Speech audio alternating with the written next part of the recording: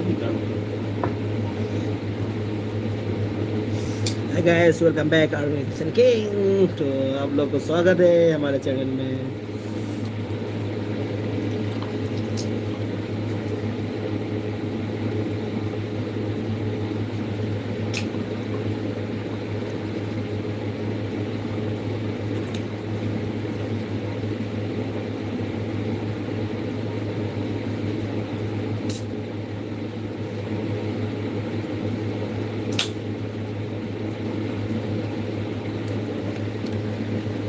Hi guys, welcome back army kitchen king live stream. Hi friend, कुछ comment कीजिए। आज तो ये सभी वीकेंड डे है, आज तो एकदम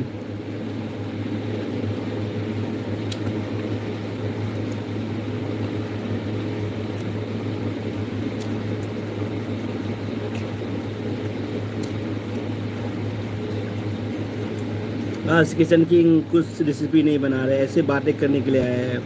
आज कोई रेसिपी नहीं बनाया, आज ऐसे बातें करेंगे फ्रेंड के साथ। आज कोई रेसिपी नहीं बनाया आज किचन किंग ने।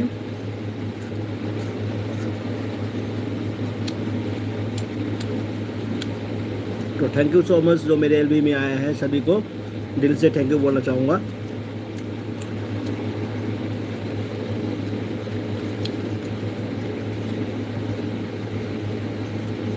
आज वीकेंड है इसलिए मैंने कोई रेसिपी नहीं बनाया। आज ऐसे ही बातें करेंगे और एंजॉय करेंगे और हंसी मजाक करेंगे।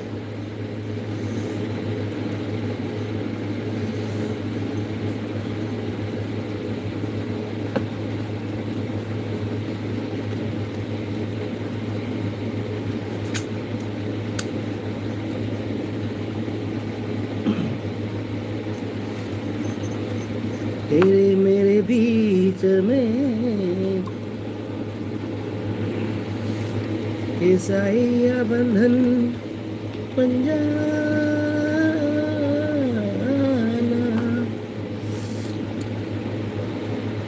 परदेसी परदेसी जाना नहीं, हमें छोड़ के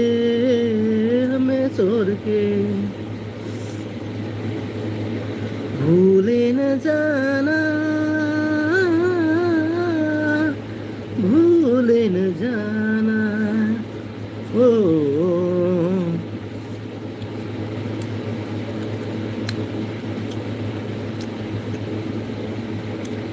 हेलो फ्रेंड्स, कुछ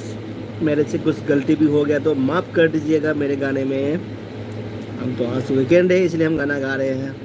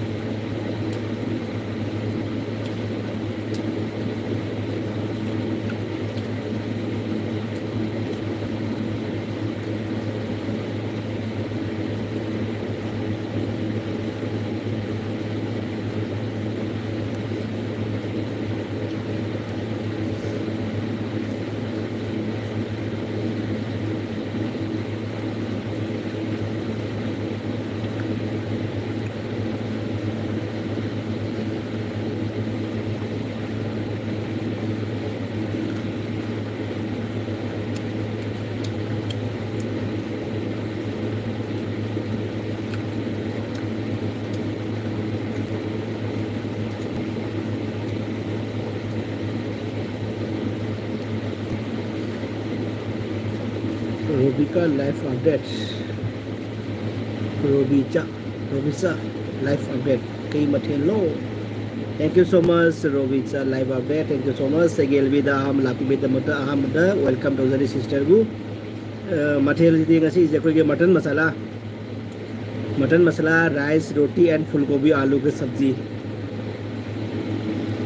थैंक यू सो मच चल ये एलबिदा लापिबेदमत।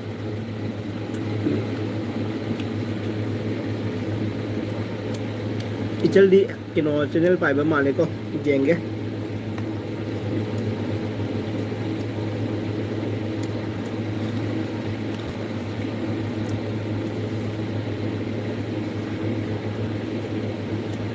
इचल दी कई मठल चल के रोबिता इचल कई मठल चल के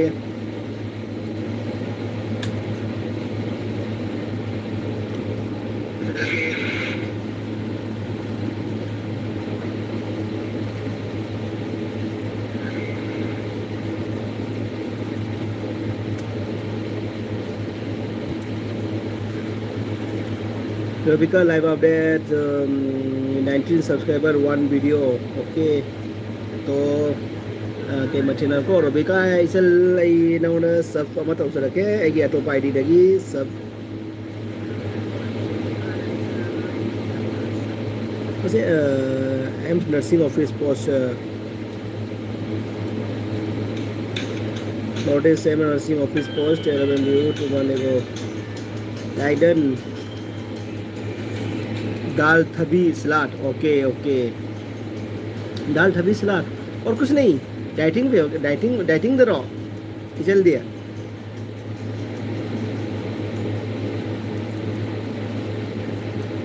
इसलिए एडवर्टाइज अमा नर्सिंग की किनो पोम था बसे अना येंगे रे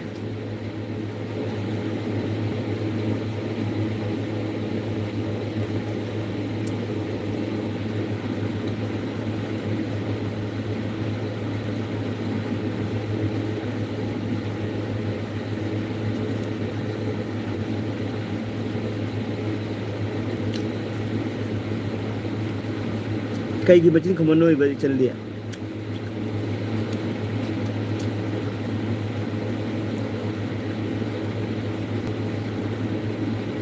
डाइटिंग ना है बिल्कुल तो उड़ीगा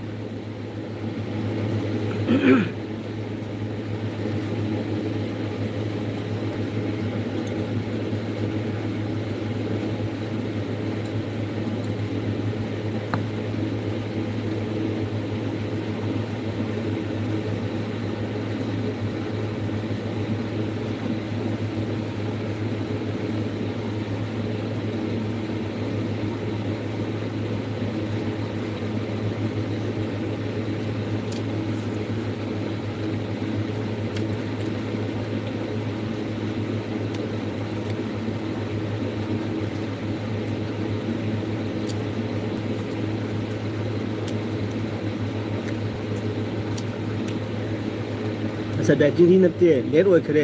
अदुगी शॉर्टकट ओइ जा रहा है अच्छा अच्छा करी न कई मेस को हॉस्टल को मदले दी तो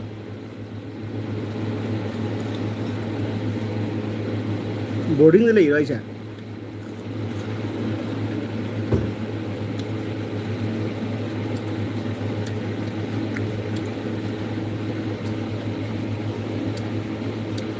नो अच्छा नते है तो कई होय नुंदांग लाइट चाबदी फई को डाइटिंग नते को दाल थबी सलाद अदु जाम फबा डाइ नि नुंदांग gi ओइनादि अखोगी मैथै gi हाय ने को हनसिंगना अस नुंदांग चाक जाम जा तुंगदनि चाक जाम जा तुंगना सा फनबा तुंगदनि हायबदो अदु एक्चुअली अदु फत्तेबा को नुंदांग सिदि तन अखोय तन मंगा चाबदा तन अनि गुम चारगा तुंगदबा अदुगी चाक अखोयना चाक पुखम म चाबा तागदि चाक खाइबो चाक पुखम दु खाइबो खतंग चारगा हिप्पा ताबा को अदुनु ख्वाइदे बेस्ट ने को थानगे हलमसिने खंगदमिना ए जाम जाम पिजौ तुमहलु हाइने को अदु जाम फत्ते को ओरुन हजिकी मतुंगिना चुम्ब्रा है बैसे चल रोबिका चल आई नाय बैसे नबुंग नाय चुम्ब्रा अदो आई नाय जगदि नुंधांग जाम जाम चानु नुंधांग लिलिंग ने चाव आई उदिंदा तिंगतना चाव खुमांग थोकनी चली खोली मूवमेंट तौरी अदुना हचांग दो केनो डाइजेशन होइबा ngami नुंधांग आई सिदि चासेल तुमनुमिना ने अदुना अखोय हचांग फेट ओम दा कोलेस्ट्रॉल ओम दा हेंदो रेबको अदुनेबा याम चुम्मे अदुनी सिस्टर जारी मखै नुंधांग दा लाइट चाबा अदो अखोय ngam नंग आजा अखोय ngam अदो अखोय दai gon da humang tho le ko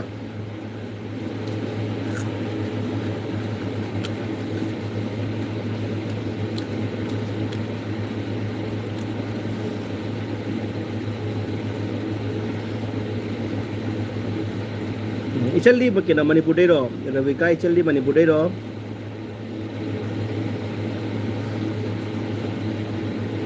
sister दी कई दे लेबा जे सुम आदि जॉब तौरी रो नत्रगा कई तोइबा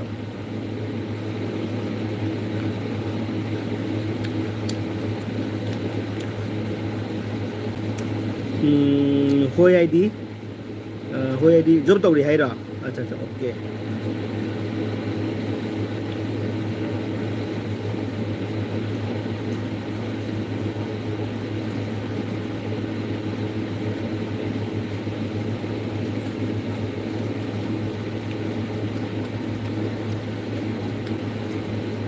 bot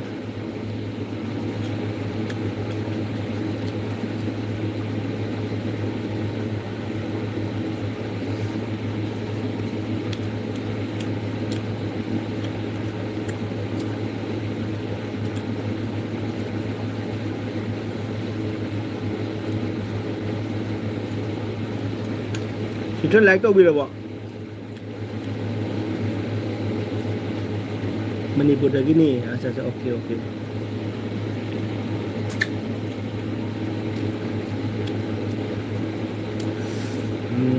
thank you so much Manipur दगी इचलना आगे एलबी दे लापि बेदम मोटा थैंक यू सो मच हाइंगा दना थागचरी गाय दे लेबा अच्छा अच्छा ओके ओके आइसु गाय गिनी को आइसु गुवाहाटी गिनी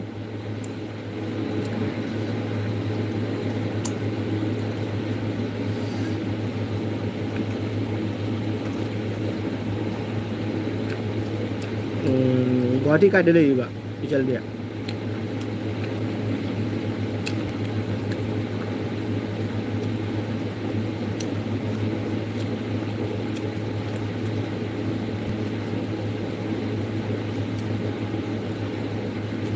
कदाइदनो हाइबको हजु हजुकुदे थबफम दे लेरी मपान दे लेरी आसामगी वांग मदे लेरी को सिस्टर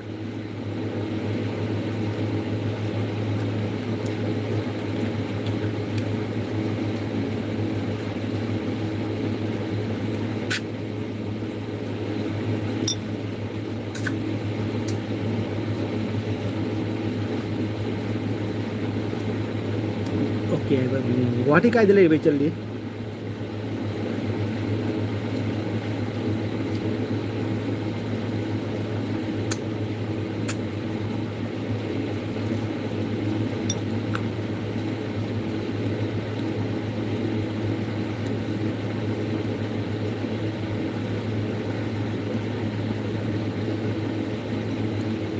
अच्छा गाय सिटी ने okay okay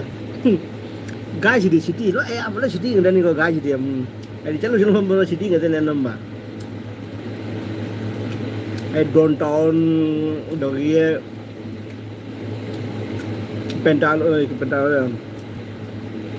cái nó mà mình lối cò rồi Platon Bazaar mana aduga gi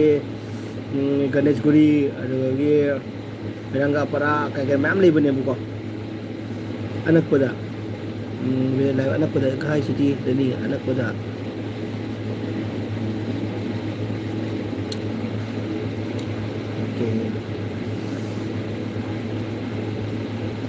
ada Ganeshguri ro natraga Ganeshguri area ro natraga karamba area ado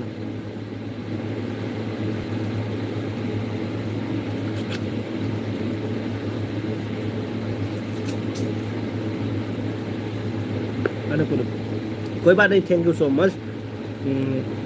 so much अरु जो चैनल लापि बेटा रहनी गाले थागा जरी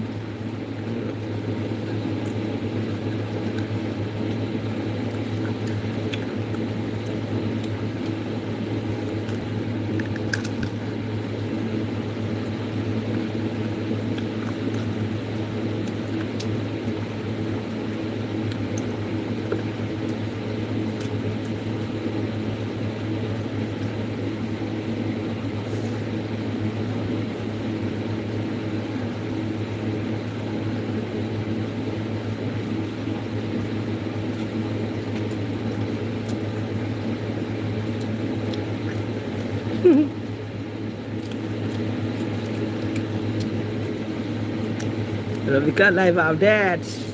ibung di yum chitra boy bakon ai sini Robita sih ai khang mami ni ko. Thank you so much. Ai April la chalu ne.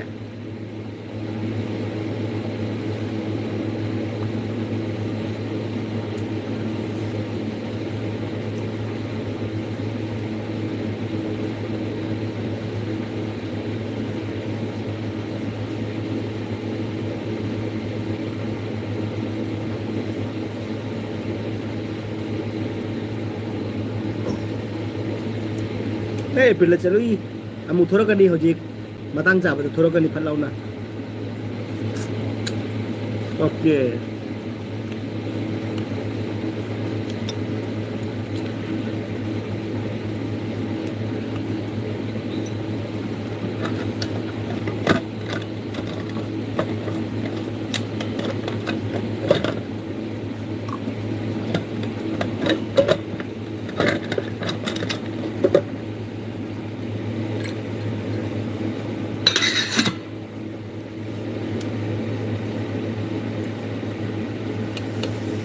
Oh.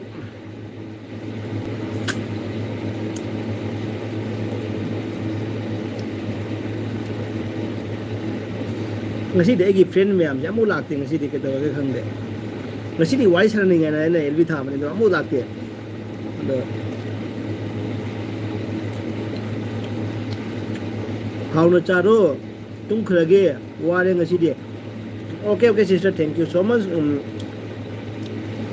sister na laga ge elvi de nga wari san be ma si jam no ngai thank you so much Robita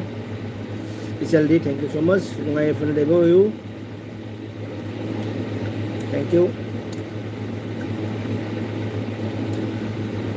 Do nabung ni video su jeng view ko. Nabung ni video di nakho ki kana bang atan ni ko. Cooking ni video ngatan lak tu do. Adi kemaina chak cha ni kemaina tan nau ni kemaina hanjang thong ni kemaina ja thong adu gum ba video ngatan ni ko kana ba akoi nupi o bising ni kana ba video ngatan ni da aina happy ba sing ni de. Do jeng view sel na ai ki video su jeng view ko.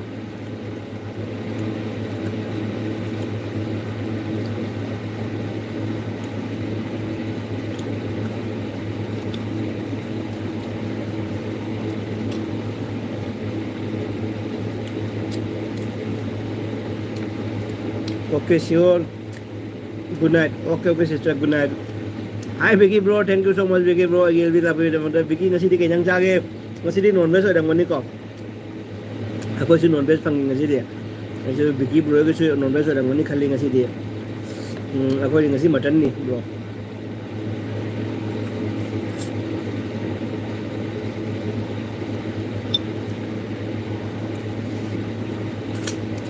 Vicky bro nasi di mutton thung ni ko. Mutton thung ni utre ba i wa de không da. Nasi mutton thung ni utre.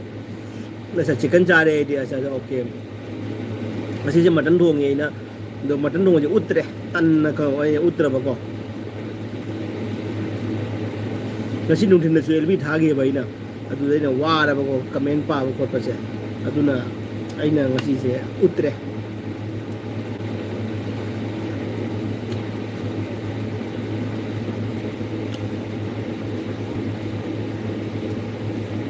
Nandini bro, अरे Nandini, thank you so much Nandini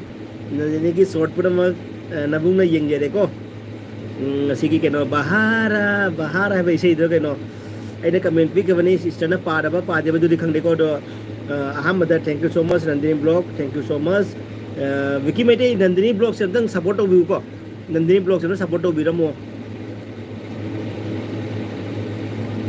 माँ जगोई का dance का जाम high बनी short टा जाम high बनी माँ अदो हम तंग support हो भी रमो नंदे विकी bro बटर की कांटेक्ट नंबर पामी है अच्छा ओके ओके होय सोइदना पीगे ब्रो आइगी ना इंस्टाग्राम दा लाओ को हेमनता चनु वने लेबनी को हेमनता चनु वने इंस्टाग्राम दा लाओ आई कंटेंट नंबर पिरगे हेमनता चनु नत्रगा फेसबुक दा हेमनता चनु वने लेबनी फेसबुक दा सो अदुगा अखोय नुपीगे अकाउंट ने कोई से अखोय दी फेसबुक इंस्टाग्राम पाइबा जादा मिना दम अखोय नुपीगे अकाउंट दम पाए कोइना अदुगा मेसेज तारो के जानी आई अदुगा पिरगे ब्रो अदु केनो ना विकी बेटे ना ब्रदर की कंटेंट ना Nandini blog thank you so much Nandini आई गेल भी लाप बेटे thank you so much Nandini अदो नंदिनी जामना इदि शॉर्ट जामना एकदम एकदम एक्सपर्ट ओइराबि को जी सिस्टर की डांस एंड एक्टिंग एकदम एक्सपर्ट ओइराबनि तो विकी ब्रो येंगबिउ नंदिनी ब्लॉग की अब येंगबिउ जाम नुगाइबनि मसक्सि जाम फजाबनि जल्दी विकी मेटी लेबो ब्रदर की कोने लेबो ओके ओके ब्रो सोन पिरे के को नाई की स्टार दो हेमलता चनु अन लेबनि को अदुदा तो अदेगी विकी मेटी को रोजी हाय रोजी thank you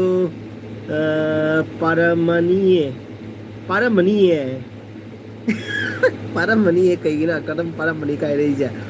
thank you so much रोजी गेल भी लापो तो रोजी की ओने इसे हम तो सजर के नंगी समृद्धसु मगुन हेनमल्ली अईगी थमोय वाली अमत लैबदा पेलबदा नंगी समृद्धसु अईगी थमोय वाली रोजी थैंक यू सो मच रोजी अहम मदन नबुंगी एलबी लापो दम हारिंग दम थागचरी थैंक यू सो मच रोजी हईबनी है को हईबनी है कईनो हईबने से भाप तादरे ने रोजी हईद्रे भाप तादरे पारे याम थैंक यू अच्छा पारे याम थैंक यू अच्छा ओके अच्छा विकी मेटी ने ब्रदर हाइरेडी आईडी ओके नी ब्रदर ना हाइरेडी आईडी ओके नी okay thank you so much Vicky bro आईगी असिंग फ्रेंड नी को थैंक यू सो मच आईगी असिंग फ्रेंड नी को thank you so much Vicky bro thank you हानिंग आइतना नंगी ना बुंग सु थागचरी को विकी मेटी नॉट स्टार नॉट एबी ब्रदर का ऐसु मान होइने जुम्मी ने ब्रो जुम्मी ने ऐसु कावरी ने ऐसु जुम्मी अदुदि कमाइन नंबर से पीसी के आई हाई बसे ngамदरे कमाइन नंबर पीसी के ब्रो आई हाई ब ngамदरे ने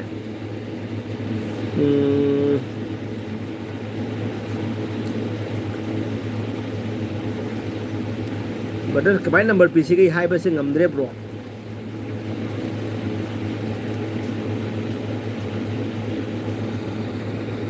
बिकी ब्रो सो अखोगे चमाने को अदुना मयाम आई माउंड नंबर पीबे का मोंग जादे बिकी ब्रो से मणिपुर नि रोजी ले मन वाव वाव का स्करी दम वाव हाइरे सिना मो रोजी रोजी ने इसे फजई अच्छा इसे फजई नहीं रे जिंदाबाद okay okay thank you so much रोजी एमएन ओपन काका हाय ए ओपन वर्ल्ड काका हाय एमएन ओपन वर्ल्ड काका हाय okay okay thank you so much काका हाय रमीना ओपन वर्ल्ड से नुपी ओदो निपा ओदो नंतरगा काका हाय कोनी नंद को इचा नुपी हायद्रे इचा निपा हायद्रे खंगद्रे को इचा नुपी एंड इचा निपा thank you so much open world thank you so much नंग काका गेल भी लाक पेरेगा काका हाय तो बिदर दमकता नंग काका ना थैंक यू वेलकम तो जरी open world thank you so much गेल भी लाक पे दमकता रोजी ले मन हीटर द चाक लोइख्रबो होस ए हीटर द ngasi मटन थोंगे अदो आइना उतरे को कमेंट पाबदो वारे ना मटन थोंगदो थोंगिने द कमेंट पाबदो वाए ना आइना ngasi मटन थोंगदो उतरे को आई जी मटन चारी है बिकी बेतन टेलीग्राम पाई ब्रो टेलीग्राम से पाई दे ब्रो टेलीग्राम से हाना पाइरा मिको हाइना देने पाई दरे भाइना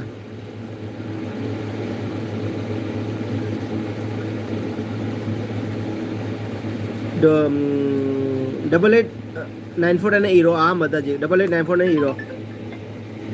ए फोन मु लाक्सले मतंग सिदा कन्ना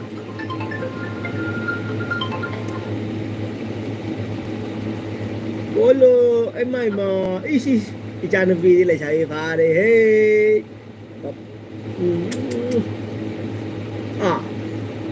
नंग ब्रश तौरी रे ने माय बे मा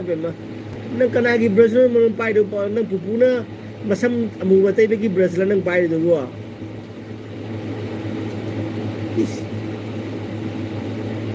एलेसिया पापा की परी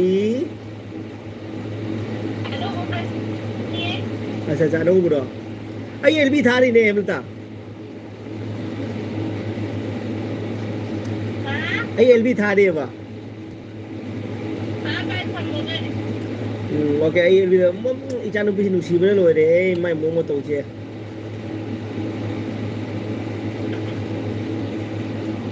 इचानु भी उनिंगने लोरे पापा दी पापा इचानु भी उनिंगने लोरे पापा ने हेंग लागा नंग चुप तो नहीं मैं चुप कनी को नंग पापा ला नंग चुप तो इसे पापा चुप कनी है नंग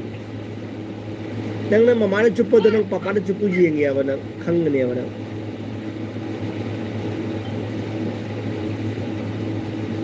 ओके ओके बाय बाय हम तब ओके बाय कोई मेल भी लो तो रोके को okay my dear sweetheart thank you so much bye bye bye bye bye bye bye by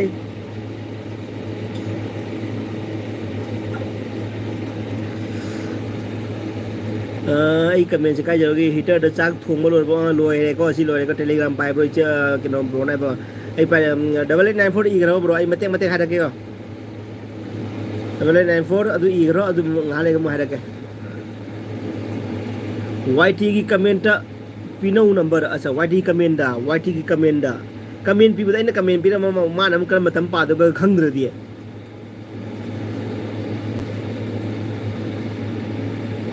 number दो खरा में इंग्लिश ता हाइरो खरा में मिटी लोन दा हाइरो दो दिया टोपा जाति न खंगरो अच्छा अच्छा okay Nandini blog thank you so much okay okay को आई निपान निपान 94 हाई करे को निपान निपान 94 हाई करे को दुगी 98 कुनमरी 98 कुनमरी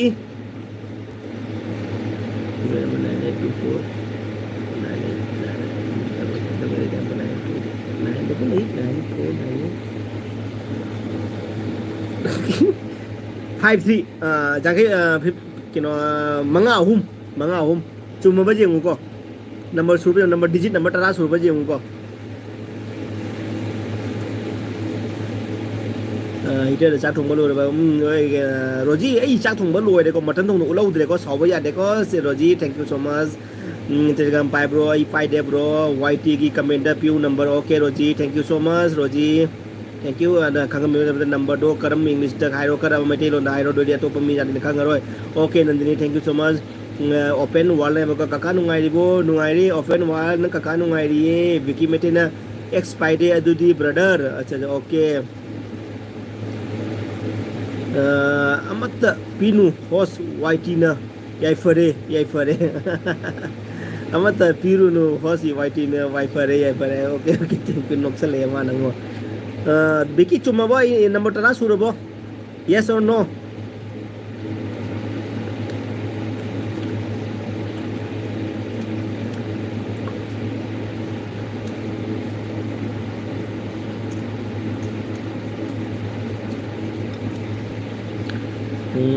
निपान मापन मरी रोजी ने पिरुनु मत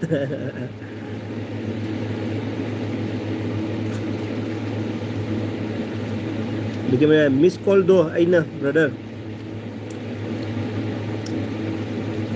आइगी LB थारे में नंबर से असी की नंबर ने को पिगरी दो आइगी आइना पिगरी दो मिस कॉल लागत्री ब्रो लागती ने केनो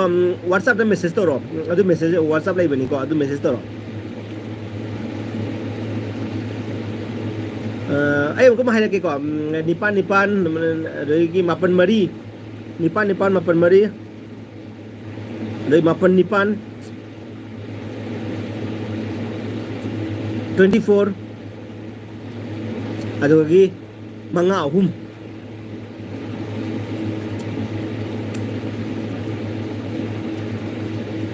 miss call lagtri bro ngona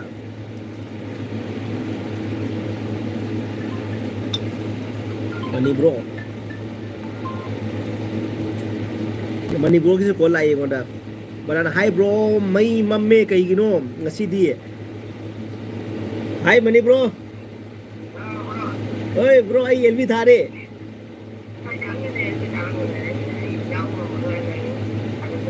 okay ngasi weekend day ro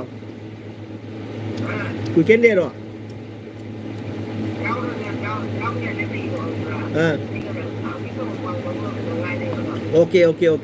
ai loudspeaker thami ko nangi se okay loudspeaker thami ko okay Vicky bro la Vicky bro miss ko la 09 loi ba se nangi ro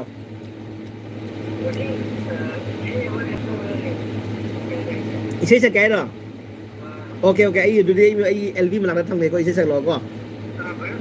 thằng này có cái này tiếng Roger na pai ra nu amta pi ra amta có biki mete na miss call do ini brother. Okay, thank you so much bro. Ai chep tau jage ko. Bala jana hi bro mai mamme kai no hang si di mai se mamba na te ko ai light mangan se. Khara ason degi phujilak ba ko. Ado sigai sigai lei ba ko si di khar ngan ma jong je bala janu thank you so much. Am de gel bi de la bi na mota kitchen king na welcome to jari thank you so much isel gu. Bala ado haji ti khara ngala ba jong ko ke no ichel bala khara ngala ba jong je ado ai ne sona tham chak cha ba gi chom na tham ma ko mobile se ado no khara ke no to ne ko ha anh là người đi sinh sản thì ở bên kia đi vào thì nó cái này có là cái này anh cái này Miss call lo ini brother miss call ini okay khange ko bro hai bro mai mamme kai no si je pare mamme ne ngasi mai ro ji pare biki miss call do ai ni brother okay biki bro khange ko ya brother ngale bro okay bala jano do mayam dang ke no ko gi mani mubang do koi gokul do koi kasal gokul na khangna riba ade gi mani mubangi nupi duna koi kasal gi twinkle khana aina koi segrang segai phau riba koi twinkle khana do adugum na phau riba koi twinkle ne ba ko mani bro gi nupi du su koi mani bro de koi makhani adu do ma gi nupi du su koi isel ko ba hai ta de ko ado mayam na isei tabi na si ko amta do keno mani bro isei hau ro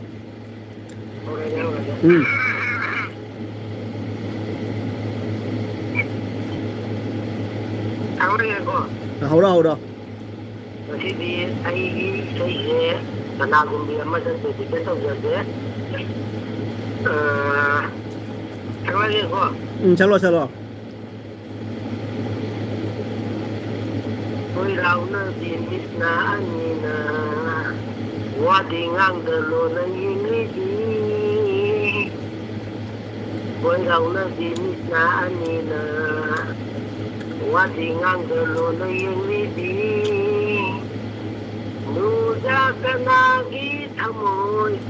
chỉ kê chỉ cái na vui nhau bờ kê cô ai cũng ra lại tới cái chi đi mai xuống đi nâng đi là tàu đi đi về ôi bu ra cái chi đi mai xuống đi nâng đi là tàu đi chú đi ở ngoài cái gì bro okay cái số cái nuôi đó bo rồi đi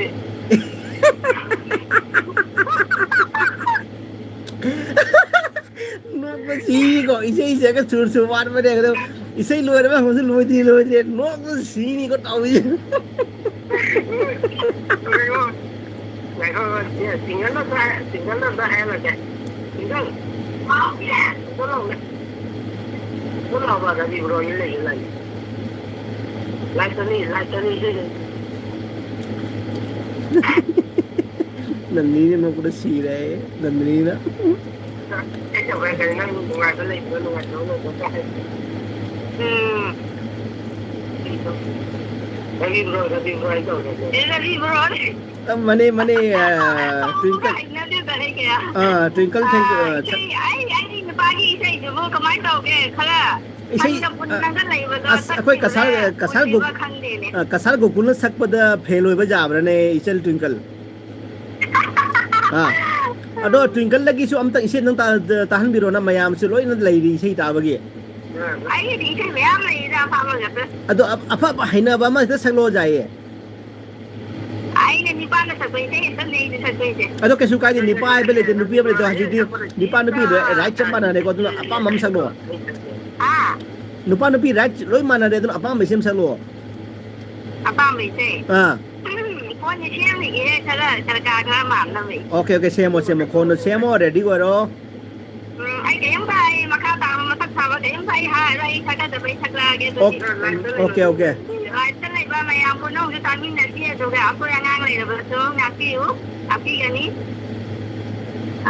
hầu là cái gì cái mà cao tạm dòng ngang rồi kìa. Okay xem rồi có. Anh con cái thằng ngoài cái xem thì xem rồi. Hidaya Kijet Kiet Pado Lakmi Fini Oi Hu Pado Bale Panthau Kaina Bagi Nate Nuti Hai Tabi Malani Mana Hidaya Kijet Kiet Pado Lagi Mana kat untuk siang ni Lakhon ki hamdagi mana Aran bani hingga Adam bertaudu ke mana Lakhon ki hamdagi mana Aran bani hingga Adam bertaudu ke mana Aina ngawa mana maharani Tinda bersulai jade Tauja jade Kamoina Jagaya pijit Jit pado Lakni sini Oi ho bado Bale Panthau Kaina Bagi Nate Nuti Hai Tabi Manani Mana Jagaya Pijet Ket Pado Na Nuti Bagi Saina Khona Bantungi Thalage Bilang na kundani Anna lage Nufi bagi saina khona Bantungi kalage Bilang na kundani Kanna lage Nitang bagi saisu Tinaram le Marubhumi Lengoi thata Nitang bagi saisu Tinaram le Marubhumi Lengoi thata Jagaya pijit Ket pado Lakmi fini Oi ho bado Bale Panthau Kaina Bagi Nate Nuti Hai Tabi Manani Mana Jagaya pijit Ket pado Jagaya pijit Ket pado Jagaya pijit Ket pado Talia Wah, good, clap. Podok. Aduh, ai comment pada ke tahu ko. Ha, kena mani bro. Kasar gokul ai ji comment pada ke ko amna tahu ko. Ai comment share ta cingdar ka pada ke ko mathak ta ki tahu ko. Ai comment pada ke kai jawre de ji ta mani ai na pura gram miss call do ai ni ko brother si pare ko ya brother ko ngale si ju pare ko khange balaga gokul ka sa roji le mana khange balaga gokul ga ni kasar gi okay thank you so much nandini oh khange ko nandini ju khange hai ko nandini blog na ba yai ne moi du su aroi bi acting ni ne hai ba ko nandini blog na ko adai bala chme ba ta mani di isai su ya mai bani den su hai bani ina maga wah ta mani hai ko अरे रोजी ना खुबा clap रोजी ले मना Haima mummy से लाउन जंगल नोक थोड़े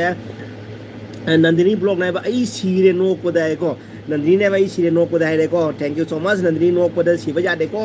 रोजी इन मग मसी से नहीं रहे को रोजी अदे रोजी ने हरे को रोजी ले मना इन मग मसी इन मग मनी से नहीं रहे है को अरे रोजी ने नते बला नी हॉस ट्विंकल नते बस नते बला हॉस ट्विंकल नते है को ट्विंकल नते बला नी है को इन ट्विंकल को वे को बला रोजी मांगोंदा अदुगी नि बेकरी पे निपा नहीं मा मीनी है सिंगर सीडी एकदम अदुनी वो को बेकी ब्रो ना है को Bikin bro, thank you so much. Mani mubang da mo khai ji sai sam gokul ga koi gi kasar gi gokul en duga gi balai na segrak singi for riba mubang ka ni do Bikin brother support of you. Thank you so much. Thank you so much. Bikin bro, Rojile mana ba Rojile man noksale Nandini bro na ikoi akoi hongdong leye. Hong na chieng ki do re ke no Nandini bro na thank you so much. Mayam nungai thong si nongi na si ko tiger kari army kitchen king LB da mayam in nungai thoktra di ate LB da nungai bang amoi ge LB da nungai ba sumaina to LB da nungai bang amoi any mayam na hiding ba phagi toning ba ja prank toning ba to ado ai loi na solve to gani tiger jinda hai army kitchen king jinda hai bro bro ai comment chen da para ki ke ko ai sala ke ai comment chen pa ba lo he ki game da ja bro अरे रोजी ने भाई कब नहीं है होश रे को बला चलो वाह वाह इन्हें मन नहीं रहे है रे को बलाना अरे रोजी अरे रोजी ने मेरे वाह वाह इन्हें माँ क्लैप क्लैप अदने ट्विंकल एंड गोकुल को टाउ को कमेंट में आंसे मैं आमने पिरे इबे में आमसे कि नो स्टाइल का ट्विंकल का गोकुल का से मैं आम ठगत पगी कमेंट का तनिको पिरे से तो तभी न सीखो कमेंट से de Roji na hai ba clap Roji le me wow clap bala chanu na brother dance to ro ine magi sei da ai twinkle gi sei da engon da acting to ro hai ko dance to ro hai ko ni ko bala chanu na ado ai mateng dum reaction ni to ki ni ko bala chanu thank you so much bala chanu biki metai na ke no mana faji hai ba gi style da signalam pire imo pire thank you so much Biki bro Roji le mana ba Roji le mana kap no sale kapu kap ni nge host song se hai ba ko Roji ne clap Victor bro kanano mani mubang ne koi kasar gokul and kasar gi bala Roji le mana host kai acting no hai ba as Roji ai acting no ngoi ge agi twinkle na sakbai se do de ne acting to javani ko bro no pada sire da bro gi dance to ri ro bala ne ba thank you so much bala thank you so much Roji le mana masi host se yengwai ko masi na Roji ne ba ko Victor itai mata mani hai Victor ko laisang them Kavita Devi hi laisang them Kavita Devi thank you so much laisang them Kavita Devi ai elbita aham balak bi bo re ko thank you so much aham da welcome to the army kitchen king na do te isali Kavita isali kai nang sabi rake thank you so much ai elbita me yang tamina siko Kavita Devi bala chanu gokul nate gungni bro ta maniri asa okay ठीक है bala na gokul nate gungni hai re ko de hawam langlen hi langlen host koktang bo like done thank you so much like done thank you so much ado hawam mayam hawam langlen thank you so much ge lebi lak piraga mayam koi gokul ga twinkle ga gi sei tabi bai da thank you so much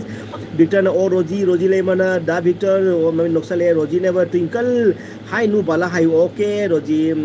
nga kok nga riko ngai kok ngai riko kai ba Victor bro ngai kok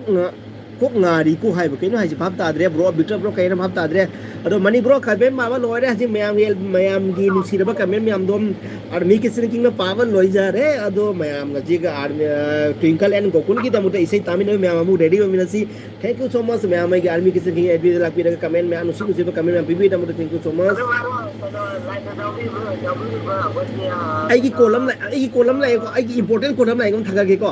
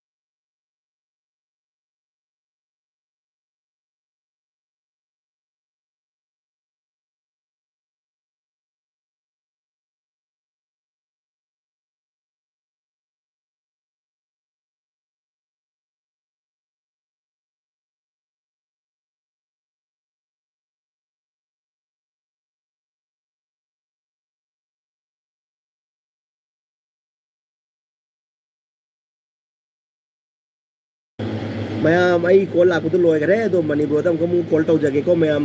ꯑꯗꯨꯗꯒꯤ ꯀꯩꯅꯤꯅ Victor ꯀꯩ ꯍꯥꯏꯅꯣ ꯗꯥ Victor ꯍꯥꯏꯀꯣ ꯑꯗꯨꯗꯒꯤ ꯕꯂꯥꯅꯦꯕ bro call ꯂꯥꯛꯂꯦ ꯀꯥꯎꯕ ꯇꯥꯔꯔꯣꯏ ꯏꯆꯦ Rosie ꯑꯆꯥ ꯑꯆꯥ ꯑꯣꯀꯦ ꯕꯂꯥꯅꯦꯕ ꯕ꯭ꯔꯣ ꯀꯣꯜ ꯂꯥꯛꯈ꯭ꯔꯦ ꯀꯧꯕ ꯇꯥꯔꯔꯣꯏ ꯏꯆꯦ ꯔꯣꯖꯤ ꯑꯣꯀꯦ ꯑꯣꯀே ꯏꯆꯦ ꯔꯣꯖꯤ ꯍꯥꯎ ꯕꯂꯥ ꯀꯦ ꯑꯦꯝ ꯁꯤ ꯏꯆꯦ ꯔꯣꯖꯤ ꯃꯌꯥꯝ ꯀ ꯃꯣꯏ ꯀꯩꯅꯣ ꯀꯩꯅꯣꯒꯤ ꯃꯅꯤꯄꯨꯔꯒꯤ ꯒꯣꯀꯨꯜꯒꯤ ꯏꯁꯩ ꯇꯥꯁꯤꯀꯣ ꯃꯌꯥꯝ ꯀꯩꯅꯣ ꯒꯣꯀꯨꯜ ꯑꯣ ꯒꯨꯡ Laika kami bayi itu kande kande itu kande kami jalan ke kita jalan ini jadi jalan ini jadi ama jalan ini kok so ngerti ini sih wasaknya ke atau yang lain lagi itu koi yang jalan itu nabi kan itu ya aku nak coba nonton di jalan jadi bara ini aku ini salah ya kalian bercakap nama gungi wah ai di dalam ada ini gungi ano wah tawa gungi nang wah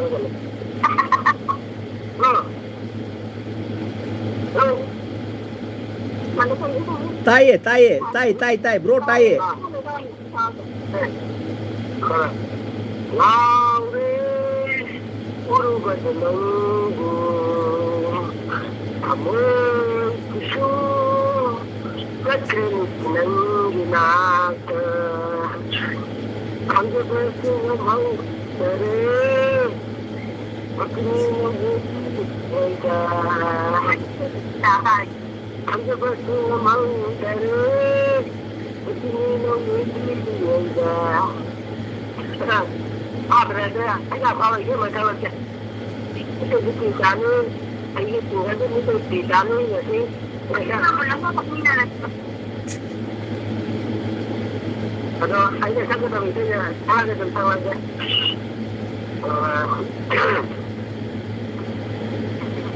Penggaulnya binisnahana Wadungan dolonan yung libin Penggaulnya binisnahana Wadungan dolonan yung libin Muda kakit mo Tunda sa jaw bagay Mayang comment nói nó ù đi coi mayang comment nói nó ù đi coi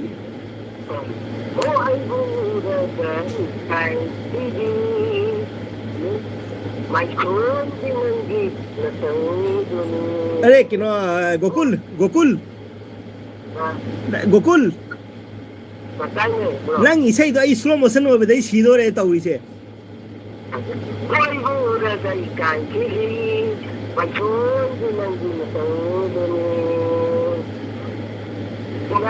yang mas kontrak apa menjadi orang ni kau enggak dia macam Nuki hai raja kita diadri Nuki bertutunya raja Nunjuk tuntung kalau alun kamu Amoy yang sini Nuki bertutunya raja Nunjuk tuntungku Alun kamu Amoy Base toy na unalaga Iunse tumigad na Sabo ba masaya ko kasi kain na lera state Yan, sabi ni Juan ko yan lang yan na Hello? Ayam ka sa radyo nó isai se breaker jam lai bo breaker jam lai bo nó isai se lấy con người ra con đường lại chưa sinh ra gì lấy con người ra ai gồm là khôi chưa để ta tâm nó mà nhìn tâm nào sinh ra gì lấy con lấy con đường ra anh dùng là nắng quay trường vì xa tầm nó mà nhìn tâm nào nóng nóng cái này ăn đôi đi nóng nhở cái này tôi lại chơi rồi tại tôi làm bận mới tôi làm rồi đuôi đó bố đôi đi đó không có làm sao không có làm sao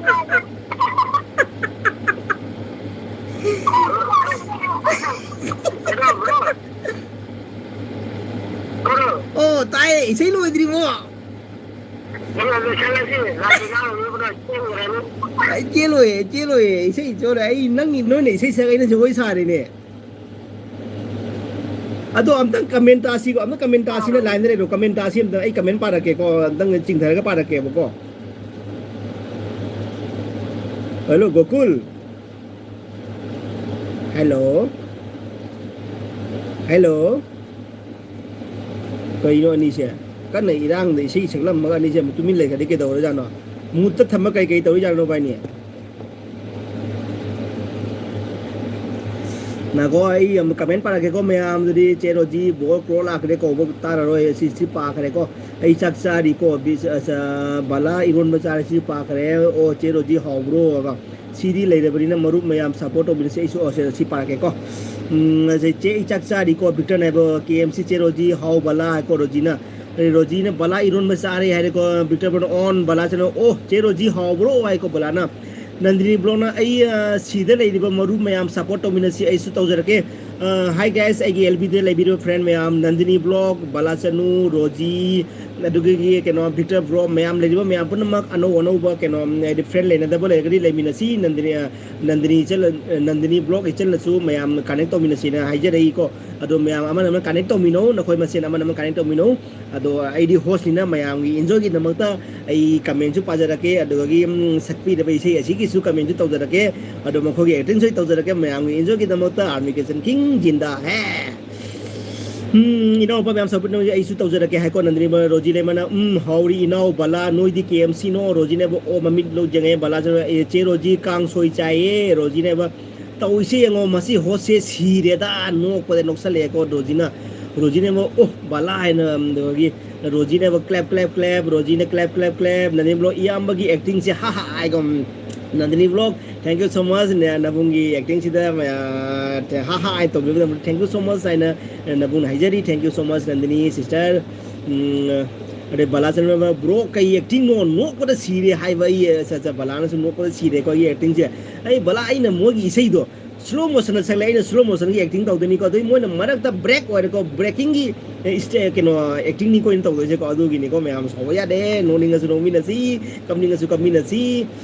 thank you so much bala ado roji le man ha ha sidore host ai no ko da okay thank you so much roji ne bala ai su si re no ko da ko roji na okay thank you so much roji ha ha ko bala chru na wow ta mani gi se yam faje ye hai ba sur tat ke taw ye hai ba okay Nandini Blog na ha ha no se le ko do gi roji le man nice song ina mai ni bung ngai ko roji na adi roji ne ba noksale de crocodile gi maya su ka thore de host nang ko hai de ko ngonda warning pisale ko host nang ko ai na ko roji na masi host se noksale roji na ade bala chano wow tamani bro nangi wow tamani me bro nangi acting do yeng bada no pa da sire ai mama na ngangak e thing kan da noi do ngau ra brai na ngau ra brang ye no se le ko cha okay doi ko gi ine don sa da hai view ko bala ai ngau ban te ko ko ibung ma gi LB de no pani hai na hai view ko sa ta seng na thank you so much bala roji ne nok sale bala ne ba ine magi isei wa roji ne bala ai sido re no ko da masi pull se ho se ko okay thank you so much ai Pundiro roji ne ba ina ma yam haye isei sako okay lab Nandini Blog na yam ba kai gi isei sau hai ri no yam ba kai gi isei sau hai ri no acha yam ba kai gi isei sau hai ri no okay thank you masi host se yeng wai ko nok sale अरे बलाने होई चे रोजी आई सीरेदा है को बलाना नंदिनी बोला वारे ने ताब दई वो है अच्छा okay okay Nandini thank you blog Nandini blog रोजी ने हा बला इस सीरे होस्ट की एक्टिंग से को keno roji and bala keno nandini kasu connect lai no ko connect lai no nandini blog kasu connect lai no nandini su jam hai bani acting jagoi jam hai bani short video de nandini blog na tum ja lage chat lage ko ai bo nandini blog thank you so much ichi average to sister nandini na ngak yo elb de jawi de me thank you so much entertainment to wi de me thank you so much haijari na bung nandini blog thank you so much Nandan Singh Ram Ram sir Nandan Singh Nandan thank you so much Nandan bro thank you so much मेरे LB में आने के लिए Nandan bro thank you so much Nandan का आज क्या खाया नंदन आप तो हनुमान के भक्त आप तो प्योर वेज ही है आप तो पनीर खाया होगा Victor bro I am coming short couple आई लाक्सरे को शॉर्ट कपल लाक्सरे है को मनी ब्रो नहीं को शॉर्ट कपल लाइक से शॉर्ट कपल आईबू नुंसीबीबत तौगोई मांगना था आईबू नुंसीबीदे थवाई ओइबी मांगना है बको अच्छा अच्छा ओके रोजी नोक्सले दे Victor cooking bro like done bro thank you so much Rosy ये शॉर्ट विक्टर ब्रो रोजी मने फु करे रोजी ने ब हाउ है रोजी ने दा विक्टर करी तौरी तै तौरगे है को शॉर्ट कपा आईडी थमोगी इसै से आईगी थमोगी इसै से बको शॉर्ट कपन लोन लौ नुको लान लौ नुको आई शॉर्ट कपन रोजी ने ब तामनी रा है को रोजी ले मन तामनी नि शॉर्ट कपल से अरे थैंक यू सो मच मैं आम गेल भी lakh पिरगा ngase gi entertainment weekend day numit asida मैं amna enjoy to be da maka army kisan kinga thangai se harau ba phonok sari मैं am pham da ai friends ni pham su nungai ba phonok sari ado ngasi weekend day ni मैं am su weekend day gi enjoy to view aina मैं am pham da gandari do bro gi Victor Tamanira Victor bro ai mi gi da ngahak लूगे को लाके को okay okay चलूगे को लाके को okay okay bro कैसे कायदे ब्रो कैसे कायदे चलो चलो बला चलो तामनी रो इसे याम है ये आई का बलाना है बको रोजी ने इसे याम है तामनी एन इन माय को बरोजी ना तो मैं याम की कमेंट पावर लोय रे नंदिनी ब्रो आई लई अच्छा okay Nandini thank you so much Nandini Nandan Singh आज हम लिट्टी चोखा हम बाटी चोखा खाया है अच्छा बाटी चोखा कहाँ पे बनाया यार बाटी चोखा खुद बनाया क्या नंदन ब्रो अरे नंदन मैं आपको कुछ बोलना चाहूँगा जो नंदिनी ब्लॉग है ना जो मैं आपको ब्लू देता हूँ आपको मैं ब्लू देता हूँ नंदन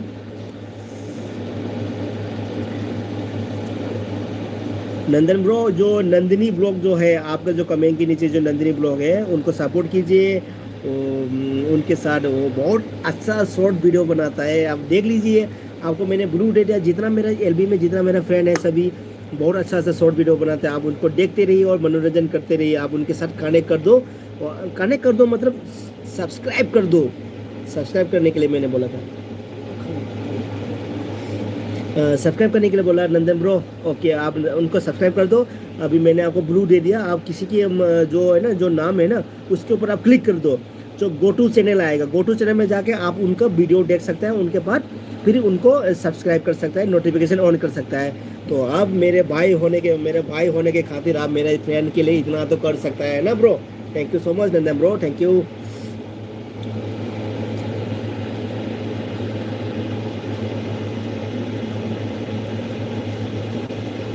आज हम लेटी चोखा खाए हैं ओके लेटी चोखा तो यार बहुत मन कर रहा है यार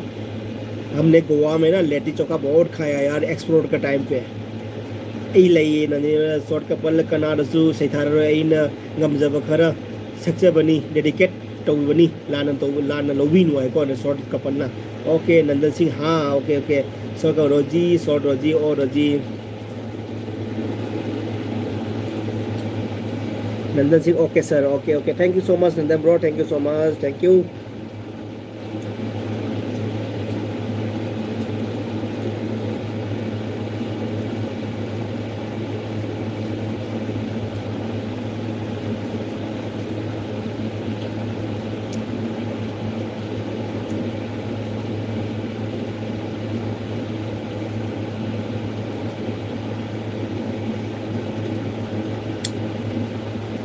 रोजी ले मना याम फजई तामनी है को शॉर्ट कपल नंदी हाय है शॉर्ट कपल नंदी का कनेक्ट लेना ब्रो कनेक्ट तो भी शॉर्ट कपल के नोट सो नंदी का सो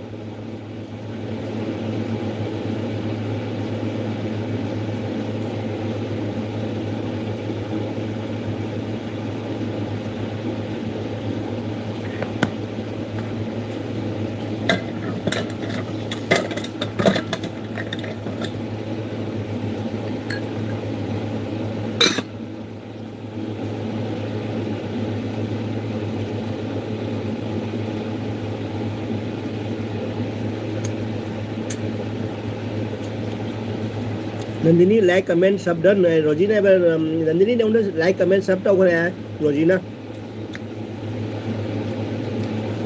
नंदन सिंह बोला जान हो तू आज ओ GS इट यस भोसरी के तो क्या लिखा है यार तो मेरा दिमाग खराब कर रहा है हैं नंदिनी थैंक यू रोजी रिटर्न तो जरा के अच्छा अच्छा ओके अच्छा अच्छा आई नंदन की कमेंट मार रहे को नंदिनी ब्लॉग की कमेंट से आई मेट्रो नहीं देखो को गाँव रहे नंदिनी ने को थैंक यू रोजी आई रिटर्न तो जरा के रोजी ने नंदिनी है को नंदन ब्रो आपने क्या लिखा यार मेरा दिमाग खराब कर रहा है यार आपका क्या डिजिट है यार जान है तू आज गु ओ GH it TH it is it Ruby ओ आपने क्या टाइपिंग करके रखा है यार मेरा दिमाग खराब मत कर यार Nandini bro hello short couple मनी ब्रो नंगोंदा शॉर्ट कपल नंगोंदा नंदिनी ने हाई तौरई रोजी नंदिनी है को रोजी ने हा हा नो खरे शॉर्ट कपल ने ngasi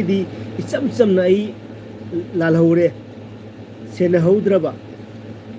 कई हाई सिगो ngasi इचम चम इचुम चुम नई लालहौरे सेनहौद्रबा कइदरोगे ब्रो कैसुम कइदरोगे ना रोजी ने बता मनी से है कइदरोगे short couple thank you so much अंदर हैवी रो कइदरोगे ना अइना का सोई की बलान की बगलै रबो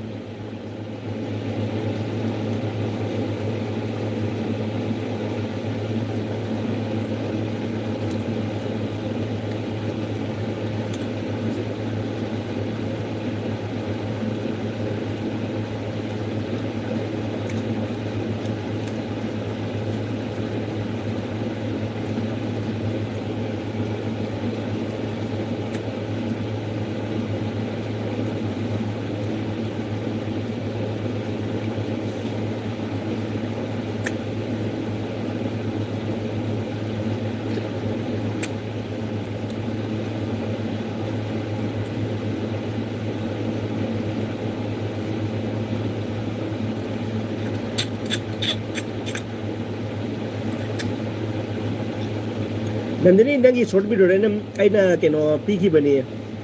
कमेंट पीको नंग पारबो रोजी तामनी इसै हइए है को दे बलाचनो तामनी अमुक कपए कई कपए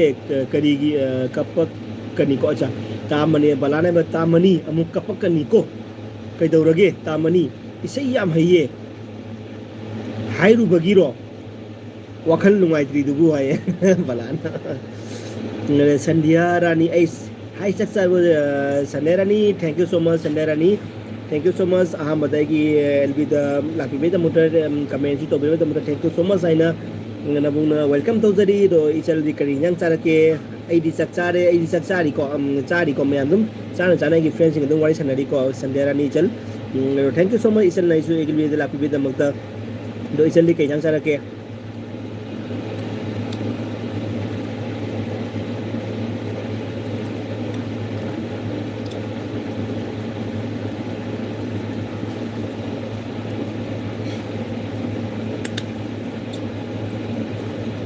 याम्बा सिंगिरबोन कदाय वाइगिनो भुवनेश्वर दो खंब्रा भामोन दो भुवनेश्वर अखोई केनो दो भामोन केनो दो दिखंगी को मसा पाबा माइ ममिंग नो इजु काउथोगरे ने नंग सिंगिरबोन गिरा केनो नंदिनी नंग सिंगिरबोन गिरा नंग लखीपुर तो लेंगुंदा मेयुं पाली नन सिंबोन गिरना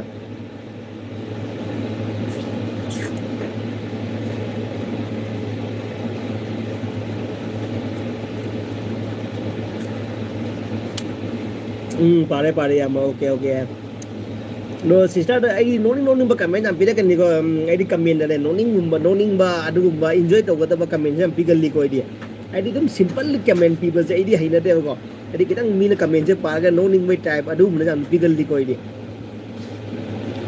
अदो ऐसे कईगो साउनिंग मले एगो साउबिनी को आइडी खरा जोक कुंबा जो फनी कुंबा सि मजम फमजी है भाई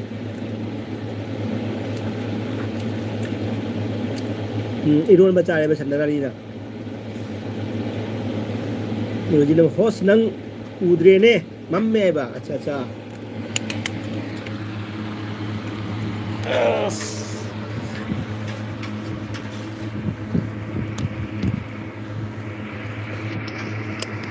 chưa giàu đó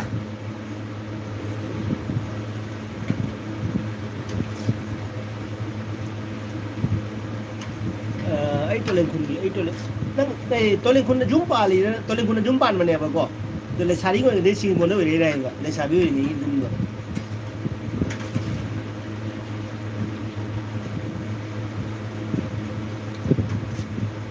मैं mấy juice thấy có मैं vào đâu जाते có juice thấy có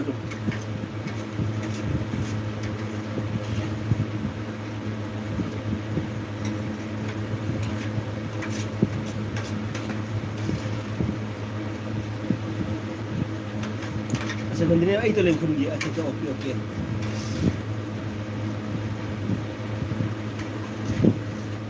tôi lên khung gì là tana cái được không rồi nè as tôi lên khung đó hàng kia cái sản phẩm làm mì hay là cái làm đó as anh cái cà phê vậy tôi lên khung đó cái quay lại sao biết mà sai cái phẩm nó cái gì vậy anh nó cà phê itu mua cái mai cái bột dari itu mana cái mua cái cái gì là cái đó as ai soka je phu ai na soka phu je mo khupa jer ko mayam do ngoi ai jo gate pai na ngau de mi kan mo khupa phu jer ko mayam do to le gundri cricket na mai nam to ne mo la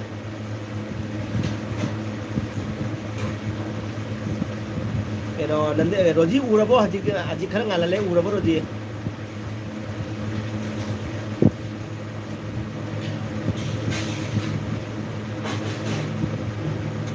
ore host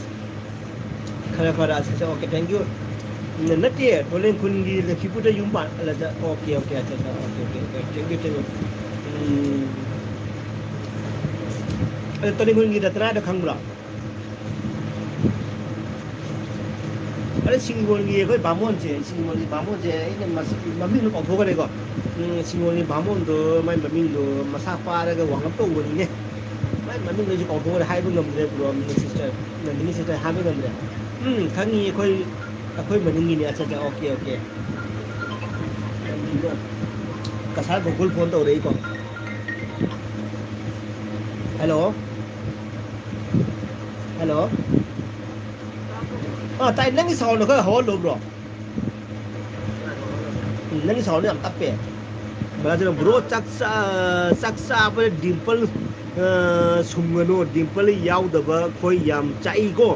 bro cái dimple đó u đó अच्छा thank you so much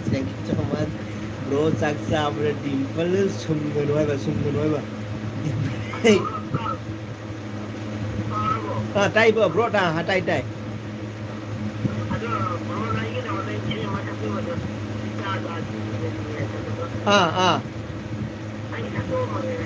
okay salo okay why not salo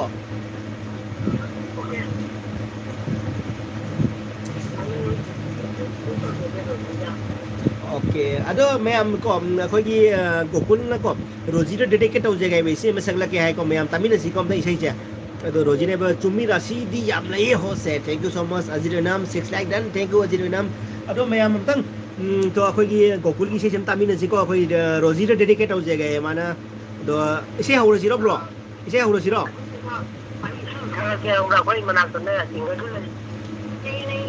lấy twinkle su lấy có mấy mình đã đôi xây chân tấm bèm tám mươi gì có mày xây gì có bởi vì của cuốn cái xây ta xe về tấm nụ xì cái tám mươi gì ta cái hot này còn ta cái rồi chính là hay đây ta cái này sao lôi xây rồi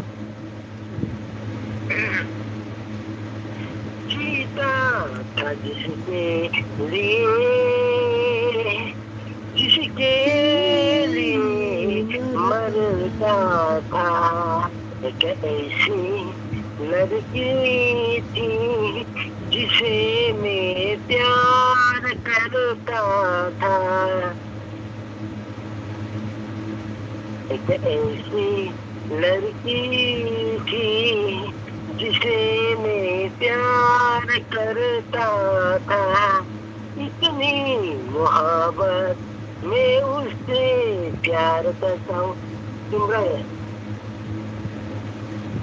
अइना माउन में से तुम्हारा या मा इसे break लेगरे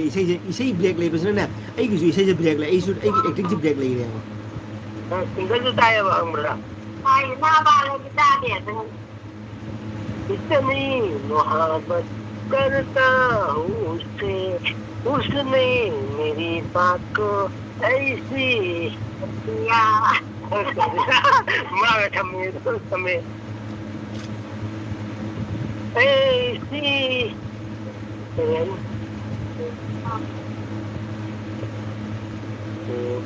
ऐसी तकदीर ने मेरे लिखा नहीं था फिर भी प्यार किया है मैं भी प्यार किया हूँ उसने भी प्यार किया है दिल ने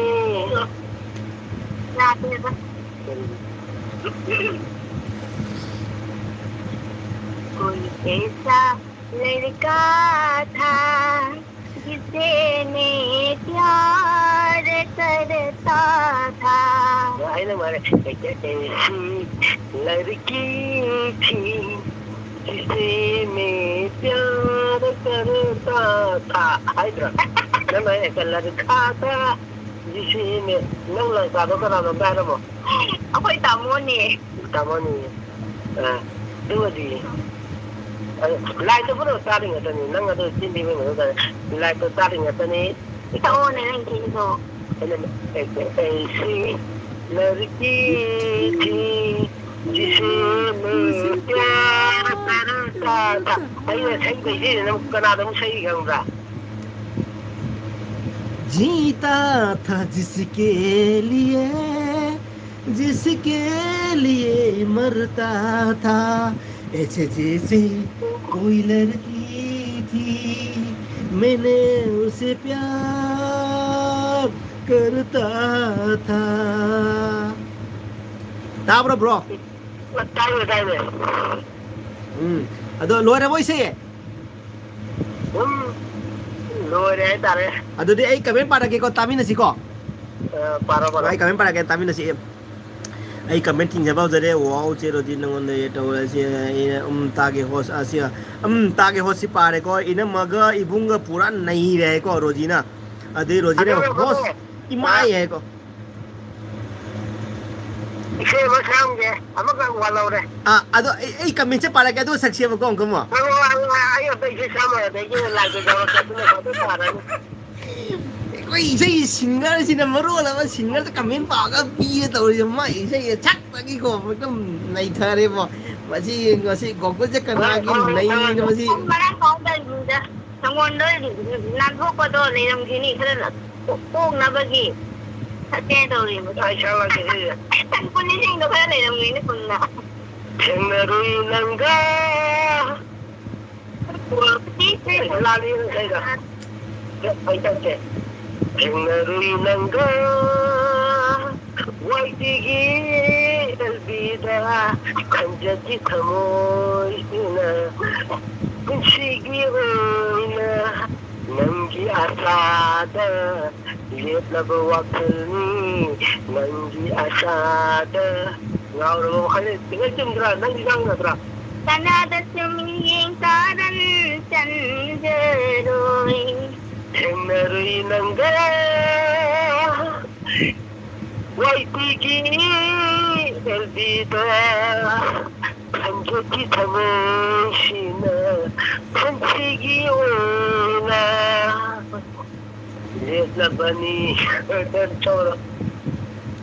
oh लोरे बो लोइद्री सिंगल मते मचाला के दोनों चला लोइद्री जो आई रही है लो से पारे तो जी अरे पारे पसीना ताऊ ने ए भाई कसाल को खुल आइम खरा खजाना संगला के खनाव जे ए खरा वाट तो खोकी जे अच्छा करी न वा खमोई ता कोई के मसला के को करी नते गोकुल ओ कसाल गोकुल ताइने अदो इचल दी ट्विंकल इचल जे मा खनाउ दो छेंगे करी न छेंगी नो कोई अदरक लसुन न छेंगी रो अदरक करी न ब्रश नमजली रो माथे ब्रश नमदल सिंग ब्रश से कम ब्रश इंडियन ब्रश लो अमेरिकन ब्रश लो अरे वो Indian brush okay okay okay दो दी इसे फजा लो दो दी को ट्विंकल इसे फजा लो ngasiꯒꯤꯗꯤ ꯏꯁꯩ ꯂꯣꯏꯁꯜꯂꯒꯦ ꯍꯌꯦꯡꯒꯤꯁꯨ ꯑꯃꯨꯛ ꯂꯥꯏꯚꯇ ꯑꯃꯨꯛ ꯌꯥꯎꯔꯒꯦ ꯄꯛꯄꯁꯦ ओके कैसे कायदे thank you so much Twinkle इचल थैंक यू सो मच इसली खोजेल तावदा नबुंगगी थमोइदि यामाराव जै थैंक यू सो मच अदो इसली खोजेल सिदा आई इसे दंग डेडिकेट तौजरम गेदना ꯍꯣꯏ ꯍꯣꯏ हा ꯑꯗꯣ ꯑꯩꯒꯤ ꯏꯁꯩ ꯑꯃꯇꯪꯒ ꯁꯛꯂꯝꯒꯦ ꯂꯥꯁ ꯑꯣꯏꯅ आई मंद आई केनो आई एलबी होस्ट डेडिकेट तौजे पी दिजे मसी गोकुल से ओके ठीक है तो संगो संगो लास्ट ओइना अमुक सगलमगे ओके अदो आइना केनो ट्विंकल ने इसे एमा रिक्वेस्ट तौजगे को सकलो वाइना को अदु सपिरो को अदो मम्मी गार मो इसे मम्मी गार धक्कू धक्कू करनी लगा धक्कू धक्कू करनी लगा धक्का धक्का करने लगा हां अदो दे वीडियो कॉल तौरगे एक्टिंग ओइना तौरगे अदो नो बादो करनी अदु से तौरो अदु इसे सकलो को अदु एक्टिंग लो सोइना तौजगे कोइ मयाम द धक्कू धक्कू करनी लगा की इसे दो अदु की एक्टिंग मयाम द सो ई फ्रेंड मयाम द जो आई जेंगन जगे सिस्टर ने सपिरो गोकुल का पुन अदु का ई मयाम द आई की फ्रेंड मयाम ने इसे दो जेंगन जगे आई डांस जो जेंगन जगे अदु दे पेरा तारो इधर तारोई गोकुल ब्रो तारोई इसे होरसे दे पर आई समेशन तो हेंथोय मिक तो खर लाथो उद्रे मेखेन मरु नंग लाक सिर खंगजे तौइ से इबो लासो इसे वो सलमगे सिर लासनी को ओके कसा कसा ꯑꯩꯒꯤꯗꯤ ꯄꯨꯂꯞ ꯐꯦꯃꯤꯂꯤ ꯌꯥꯎꯏꯀꯣ ꯑꯩ ꯅꯨꯄꯤ ꯌꯥꯎꯏ ꯑꯗꯨꯒ ꯏꯆꯥ ꯅꯨꯄꯤꯁꯨ ꯄꯨꯟꯅ ꯂꯩꯀꯣ ꯃꯆꯥꯅꯁꯨ ꯂꯩꯔꯗ꯭ꯔꯥ ꯑꯩ ꯑꯁꯥꯏ ꯂꯩ ꯑꯗꯨꯅꯤ ꯑꯩꯈꯣꯏꯗꯤ ꯐꯦꯃꯤꯂꯤ ꯅꯨꯡꯉꯥꯏꯕ꯭ꯔꯣ ꯐꯦꯃꯤꯂꯤꯅꯤ ꯈꯪꯕ꯭ꯔꯥ ꯃꯌꯥꯝ ꯀꯗꯥꯏ ꯁꯅꯥꯏ ꯇꯧꯕꯤꯌꯨ ꯁꯛꯂꯥꯏ ꯇꯧꯕꯤꯔꯝꯃꯣ ꯄꯥꯡꯅꯝ ꯇꯧꯖꯕꯅꯤꯌꯣ ꯌꯨꯝꯗ ꯂꯩꯕꯤꯌꯣ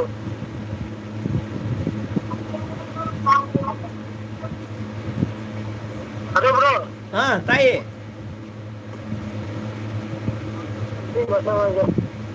नंग रवि ब्रो कौरग सुम लेगे हाय ब्रो नत्र इसे सके हाय ब्रो संजरा लाई पुन हाय ला पेन तौई नि जमा हाय जे नामको कना बाय लासो दे इसे मखल लगे अरे अदो नंग इसे दो कोई नंग इसे दो ngaय खलगे चलो चलो ngasi Kumna lan hore kena udraba utigi kompang amada iralai ba misagama oi hore opaya roi dreba warina masu sangre kaina kam khandaba utigi kompang se samui tu diga matan Untigi kung kangsi kanado saina nangoda ro chongsa ro dogi mai thế gì cũng đồ bông ngầm đấy thế gì mai thế gì không khangaba ha moi mai sate nanguni rubagi irani nati di ai cả sao đi hẹn thôi ai cả sao đây ghi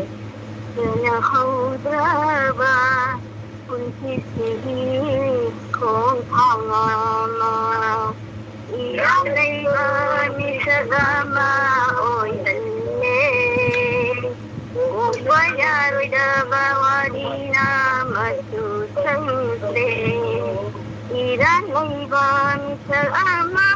oy hangin kung wayaroy dabawari na masusuntre kay na hangkang daba kamoy may sake ng bunong tirubagi irani Mapan hong isatam na awaba mandraba Mapan hong isatam na awaba mandraba Ay himay kong Amoy nagsidari, amoy sa kawari tanah, kagliwanin ng sinusudin. Sana bang kanggaba, punsigi kong tanse, nang gunong sirubagi, irani. Masindi ay isum-sum na lalhuli. Kinahodra ba punsigi kong ama. Lùi được không? Sĩ lùi được không? Ado na ko ko amda ai wa hai cái tàu này. Ai comment pada ke ko. Ai comment pada ke tàu ko adu lùi cái này daku करे ने है इसे तो सकला mo. Ado di lato na tinggal talaga ngasi di ini sekarang nam tayo ko mablo talaga ram yam no tangani नते आई मधु जादे होश ना जादे को मधु होश ना जादे लास्ट घंटे को आई हो जे कमेंट पारा के अदु कमेंट पावो लो बग धक्कू करने वाला इसे दो अदु ट्विंकल का अदु की गोकुल का सक पताई को छवई द्रो सकनी छवई हाइरो सकेंद्र अदु कमेंट पारा के कोम तामी नसी को ai kami pada ke maya mina maga da ngare yam tin kanamen ji kai na kai wo da mani na maga nei re wa yam ba hei song na mani saklo salo masi ho se puk na re mi khange su che ro ji do brogi acting je kadai bu jo bala da mani ka ai na kai upa kar bo acting to ro si no ku da nei kai upa ri na mai bung pura nei re ta ke ro acha अच्छा ताके होस को पर इन मगा इबुंगा पूरा नहीं रहेगा होस इमा है सी पागरे वाओ चे रोजी नंगों दे एट वाओ याम हाइटा मनी है को बलाना अदे रोजी नोक्सले बला जन ब्रो एक्टिंग तो क्रो सीरे नो पदाय को तौरकनो सीरे नो पदाय बलाना है को नंदिना तवय तो एखोइना क्लास 9 काबा मतमदा एखोइ सु येंगी को चेन सना अच्छा ओके नंदिनी ब्रो कोई के सनावा जेंगे है तो थैंक यू सो मच ईश्वर के ममदा खुरमदरी नंदिनी से इने ओहोदबा जाम ठगसनिंगाय को नंदिनी जल वइने ओहोबा ngमौद्रे को इन क्रिकेट सनारिंगे दा रोजिने बलात मनीगा इन मग पूरा हाई दिमी आइना बला आइदा बला प्रैंक तविने है को अच्छा ओके रोजिने बा रोजे लेकाय होस ने इसै सिदो ए को बलाना खंगे ऐसु चे रोजी अदो ब्रोगे एक्टिंग से ए बलाना रोजी ने बला सीरेदा नो को देखो ने रोजी ने मसी होस से सीता रे को नुक्सले रोजी ने हा मसी होस से पुक ना रे मी रोजी ने हा नुक्सले बलाना बतामनी सकलो आई को रोजी ने हा सीरेदा इन मरोल मा को रोजी ने वाव यामा ये सॉन्ग नुक्सले अरे बलाना है वाव तामनी ने मगर नहीं रहे को रोजी ने जगोई सारे रोजी ने नोक्सले हमको बला जो इन मगर तामनी का से याम थी ना नहीं रहता है बलाना है रोजी ने है को सी रहता ये रोजी ने को नोक्सले best gamer hi thank you so much best gamer thank you so much मेरा वेलकम मेरे एलबी माने के लिए welcome thank you so much bro gamer bro thank you so much हेंथोय मिट तो उद्रे ने खरा लौथो ओ आई को हेंथोय sister thank you so much आई एलबी लाबो मतो आई की मिसिदी मेखेट मरु जाउ दरी जार रोय मलो थोक बगी दमकता आई से नेचुरल आई की ममित खुजा बने तो मेखेट मरु मथौ तारने लौथो गाय बता रगरे thank you so much best gamer Ismail बलाजनो ब्रो एक्टिंग तौरो तामनी की से हेंथोय भी करी चार इनो ब्रदर ऐसे मटन चार इनी सिस्टर रोजिले म होस्ट एक्टिंग तौरो ओ हाय को रोजी ने हा एक्टिंग तौरो ओ आई को हेंथोय ना कई लमदे नो ब्रदर रे कसारे नि हेंथोय सिस्टर रोजी ने क्लैप बोला जनु ब्रो एक्टिंग तौरो हाय ओके बोला जनु एक्टिंग तौर के सोइदनम रोजी ने क्लैप रोजी क्लैप रोजी होस्ट एक्टिंग यावरे हे मसी तादे यावतिंग गादो उहे मसी तादे है को ए हम तो ने कसर काय दिनो के चिंगो लगाय दगी रोजी ने क्लैप रोजी नोक्सले स्माइल क्लैप रोजी क्लैप बोला जनु ना हा ब्रो होजी की दो एक्टिंग तौरी तो सीरे नो को दे okay thank you so much वाला रोजी ले मना हा रोजी ले म बला इसु सीदो हे को इदो इसै खुसक से सन थौरी ग नाथोकनी को आय को हेंथोइना बला चनो जे रोजी आई फैजुप खुमजिल्लगा नोकपद सीरे आई वारे नोकपदे बलाना है को ꯑꯁ ꯖꯥꯝ ꯏꯪꯕ ꯃꯐꯝ ꯃꯥꯜꯂꯦꯀꯣ ꯕꯂꯥꯒꯤꯁꯦ ꯑꯩꯁꯨ ꯐꯃꯨꯡꯗꯒꯤ ꯑꯣꯟꯊꯔꯦ ꯕꯂꯥ ꯁꯤꯗꯣꯔꯦꯀꯣ ꯕꯂꯥꯅ ꯆꯦ ꯔꯣꯖꯤ ꯋꯥꯔꯦꯗ ꯅꯣꯛꯄꯗ ꯏꯌꯦꯀꯣ ꯔꯣꯖꯤꯅꯦꯕ ꯑꯩꯁꯨꯅꯤ ꯕꯂꯥ ꯍꯥꯏꯀꯣ ꯑꯁꯤ ꯅꯪ ꯋꯥꯔꯤ ꯇꯥꯔꯤꯀꯣ ꯊꯦꯡꯛ ꯌꯨ ꯁꯣ ꯃꯆ ꯑꯖꯤꯔꯣꯏꯅꯥꯝ ꯍꯦꯟꯊꯣꯏ ꯁꯨꯔꯒ ꯇꯠꯄ ꯇꯥꯔꯦ ꯇꯞꯅ ꯉꯥꯡꯉꯨ ꯍꯥꯏꯀꯣ ꯍꯦꯟꯊꯣꯏꯅ ꯑꯣꯀꯦ ꯍꯦꯟꯊꯣꯏ ꯊꯦꯡꯛ ꯌꯨ ꯁꯣ ꯃꯆ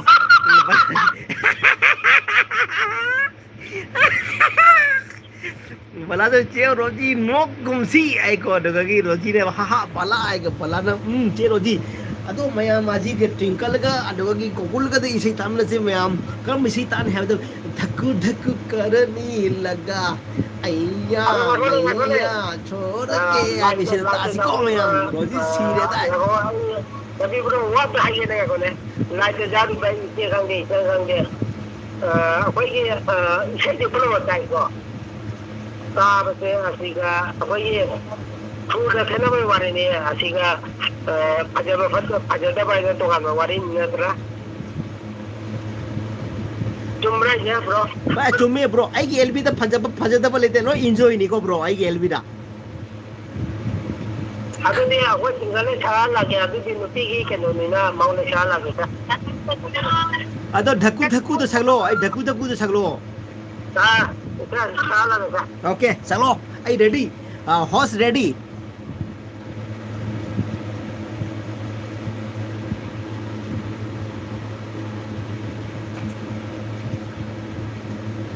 खुनोक आदि लोरे हे आइबको हेन्थोइना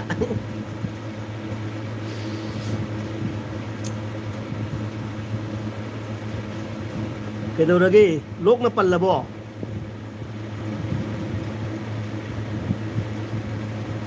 ब्रो मरोल खंगोये नोक याररोयबा ब्रो मरोल खंगोये नोक याररोय सा ब्रो मरोल खंगोये नोक यार मरोल खंगद्रबो रोजिने होस आई नोक सीदोरे नोक पदाए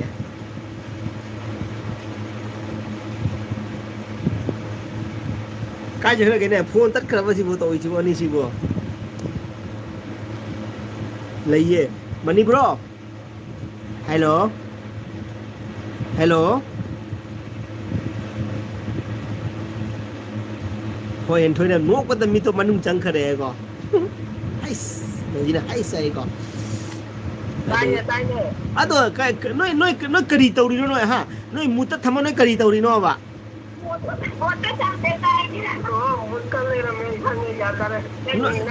नते नो इसे सकना सकना नो इरांग तौरी राबा नो हा no इरांग तौरी राबा Kena tahu ni kena. Ini ni sai benda kali kali sai tahu dan sakit benda tahu ni ni. Lady saya jengong ni boy hana.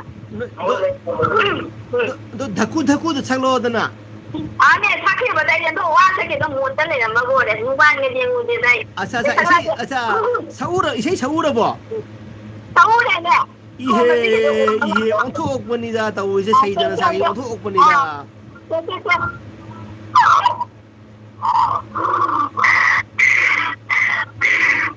धक धक करने लगा मुड़िया करने लगा मैया थैया छोड़े हम कथी गलिया तोड़े हम धक धक करने लगा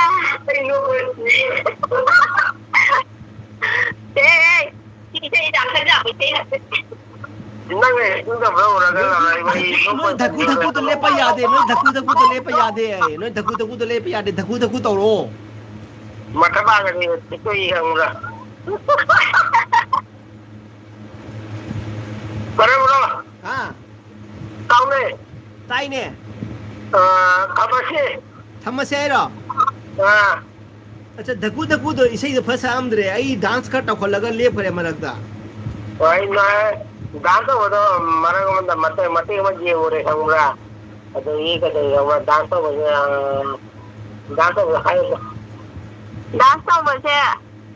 मरग हम मते मन ले पूरे वामन ही ना दोनन अच्छा असागी इसे दो दी खरा ताबले खरा तई हायनी मखादी तानिंग दरेदा अदो दे Kailan may daw rin kayo sa kuna? Bani bro. Patay na eh. Ay matang lako da ako reel naman siyam sino isa eh. ยายเนี่ยเคยไปได้เหรอ हाँ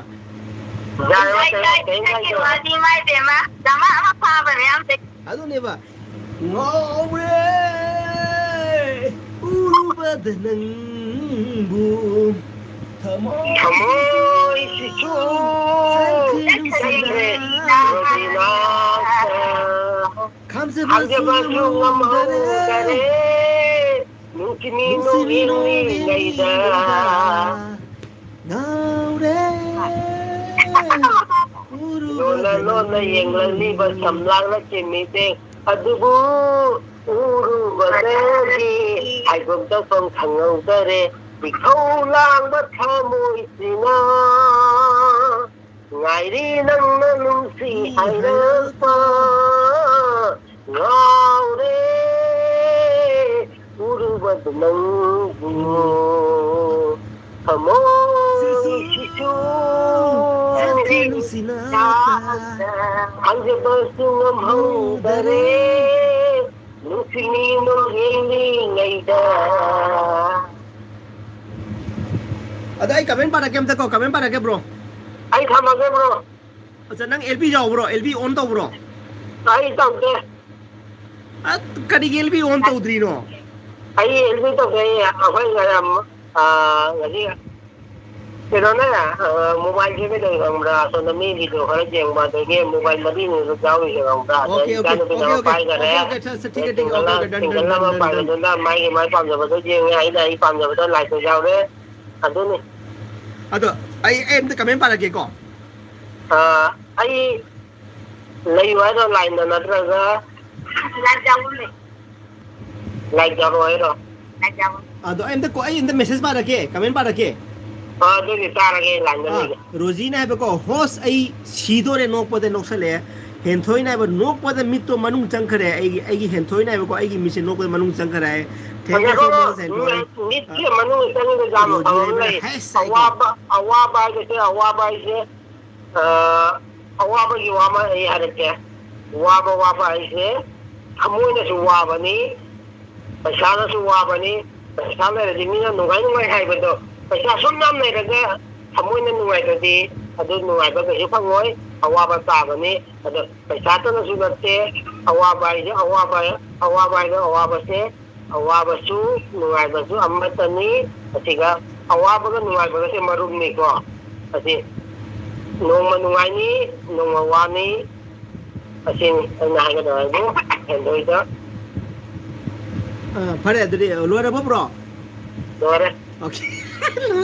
लोरे जो हाई ने मसे लोरे जो हाई ने तो आई comment pada ko bala bro खितंग लाथो bro ओके लाथो के को दुदि रोजी रे बा होस नंगबु अदु हाई नु ने चई पाले चनी को आए को अच्छा ओके होस नंग को आई नोसले रोजी नोसले बला ने ब्रो की एक्टिंग से हा सीरे दाई नो पले को बला ने रोजी मसी होस से नोसले को रोजी ने नो करे मु रोजी सीता रे नो करे बला ने ब्रो होय ब्रो सकलो आय को दे रोजी ने बला नंगबु हिनीबो हिंगलीबो आय को अरे हेंथोय ने जिरी द लान या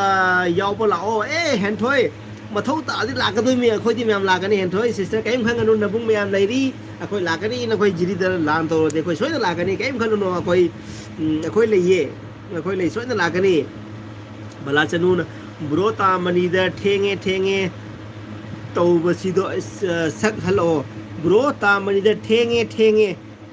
तौब इसेदो सा लवाय ठेंगे इसे नं खंग ब्रो kami, अदु सारा वाय बलाना अदु नंग सकत बजा रोय बलागी रिक्वेस्ट नंग सकत बजा रोय ब्रो अरे रोजी ने होस्ट नो ए सितारे ने आय को रोजी ने क्लैप बला जनु तामनी से गुंग मानबने गुंगी से त ngakta है को रोजी ने होस्ट एक्टिंग तौरो ओ सीदो रे है आय को अदिति लाइफस्टाइल सर आप कैसे हो भाई Aditi lifestyle thank you so much Aditi thank you so much Aditi lifestyle thank you so much मेरे एलडी में आने के लिए थैंक यू सो मच मैं भी बहुत बढ़िया थैंक यू सो मच आप कैसे हो ब्रो अदिति लाइफस्टाइल आप कैसे हो अदिति लाइफस्टाइल हम ठीक है को हम डीके अच्छा डी अरे ब्रो डीके अरे bro DK thank you so much Aditi lifestyle DK hi bro DK आपके बेटी कैसे कितना बड़ा हो गया काफ़ी अभी तो चलना फिरना एकदम बहुत एक कर बहुत क्यूट लग गया होगा ना DK thank you so much DK मेरे एलबी में आने के लिए thank you so much DK बहुत दिनों के बाद आपने आपके भाई को याद किया thank you so much DK वो कभी बालो रखो है करीनो विक्टर न करीनो है को विक्टर बड़े रोजी ले मना डा विक्टर ना एक्टिंग होद्रे डा विक्टर ना बे एक्टिंग होद्रे रोजी ले मना डा विक्टर न होय रोजी हाउ डा विक्टर बलाजर नते ब्रो टेंगे तो वैसे दो हाय बने है टेंगे है वैसे दो ओके नौरे उरु बदे विक्टर ना और टेंगे तो तौरो ना ब्रो टेंगे दो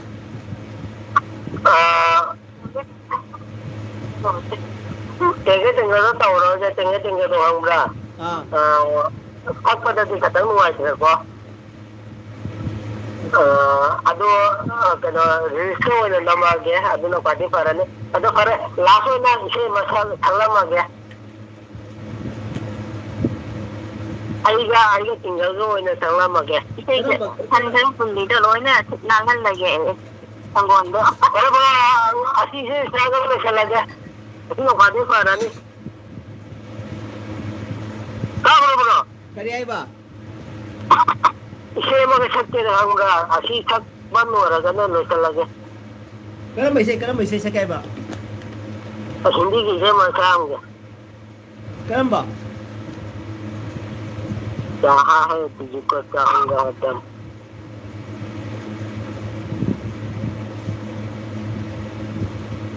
चाहा है तुझको चाहूंगा हरदम मर के भी दिल से ये प्यार न होगा कम तेरी याद जो आती है रात में इंस्टाग्राम में वीडियो देखता हूँ तेरी याद जो आती है मुझे रोती है ये आंसू बहती है चाहा है तुझको चाहूंगा हरदम यही सब बताओ मर के भी दिल के ये प्यार न होगा कम तेरी याद जो आती है और भी तकने से मन भी नहीं करता हूँ इसलिए मेरे दिल में दर्द होता है समझे लोयरबो इसे मेरे समझे लाइट में जगह रखे समझे अदो नंग इसे से अमता कमेंट तामिन सिदना अरे डा विक्टर है रोजी रे मन को और होय रोजी है को रोजी रे मन हाउ डा विक्टर बला नते ब्रो टेंगे हो बैसे दो हाइबने okay ngore uru badai di victor na ko roji ne noksale balasana bro acting tawro ko noiba ta mani gi sei do yam nungai ba ai ba ko ade victor bro ne ba oi nakhut to hamdana phade da tai thoro ha ha ai noksale ko victor na bala hoi nok pa sire dai bala ne ba ko ade victor cooking noksale do gi hoi roji ne bu ka host tawri se uradi nok tami moi ani se yingdamina khangamoroi sida tawe aidi sido lai khangamoy aidi sido lai ko cha ne roji ne victor ne roji e balana bro kap kono acting dai bro ne balana ko cha bala isu sido lai roji ne how da victor balana je roji sire ngasi de yam no e theng na kan si dai nang du comment pa ba bro nang du comment pa ba ai देखो music तो फिर क्या हुआ comment तो तुम पाओ बा थोड़ा कान सीधा है वो रोजी रहे बा तेरी याद जो आती है ये आंखें बहती है चाहे ये जिंदगानी है चाहा है तुझको चाहूंगा हरदम मर के Gokul nang isay jam mana ta kau thona ta lau bai sai dam ko makha sam de rei ro ꯑꯗꯨ ꯍꯥꯏꯇꯥꯔꯦ ꯉꯁꯥꯏ ꯂꯧꯕꯗꯣ ꯅꯠꯇꯦ ꯒꯣꯀꯨꯜ ꯏꯁꯩ ꯃꯥ ꯏꯁꯩꯁꯨ ꯁꯛꯑꯝꯃꯦꯀꯣ ꯑꯗꯨꯒ ꯑꯩ ꯃꯤꯅꯤꯠ ꯑꯃ ꯑꯅꯤ ꯀꯃꯦꯟ ꯄꯥꯔꯦ ꯑꯗꯨꯅ ꯃꯥ ꯏꯁꯩꯁꯦ ꯑꯃꯨꯛ ꯁꯛꯊꯔꯛꯏꯑꯕꯀꯣ ꯑꯗꯨꯗ ꯑꯩꯅ ꯍꯪꯕꯅꯦꯕꯀꯣ ꯉꯁꯥꯏ ꯀꯥꯎꯊꯣꯛꯎꯏꯁꯤꯗ ꯑꯃꯨꯛꯀ ꯁꯝꯊꯔꯛꯏꯅ ꯍꯪꯕꯅꯦꯀꯣ ꯃꯌꯥꯝ ꯇꯥꯃꯤꯟꯅꯁꯤ ꯊꯃꯣꯏꯗ ꯂꯩꯔꯤꯕ ꯋꯥꯍꯩꯁꯤꯗꯤ ꯍꯥꯏꯕꯗꯤ ꯉꯝꯗꯦ ꯏꯁꯩ ꯑꯣꯏꯅ ꯁꯛ ꯇꯥꯕꯅꯤ ꯀꯩꯅꯣ ꯁꯤꯡꯒꯜ ꯆꯨꯝꯕ꯭ꯔꯥ ꯍꯥꯏꯁꯦ ꯕꯂꯥ ꯑꯃ ꯑꯦꯛꯇꯤꯡꯗꯣ ꯏꯁꯩꯗꯣ ꯍꯥꯏ ꯑꯪꯀꯔꯗ ꯁꯛꯂꯛꯄꯅꯤꯅ ꯑꯦꯛꯇꯤꯡꯗꯣ ꯇꯧꯕ ꯉꯝꯍꯧꯗ꯭ꯔꯦꯀꯣ ꯆꯥꯎ ꯌꯥꯗꯦ ꯅ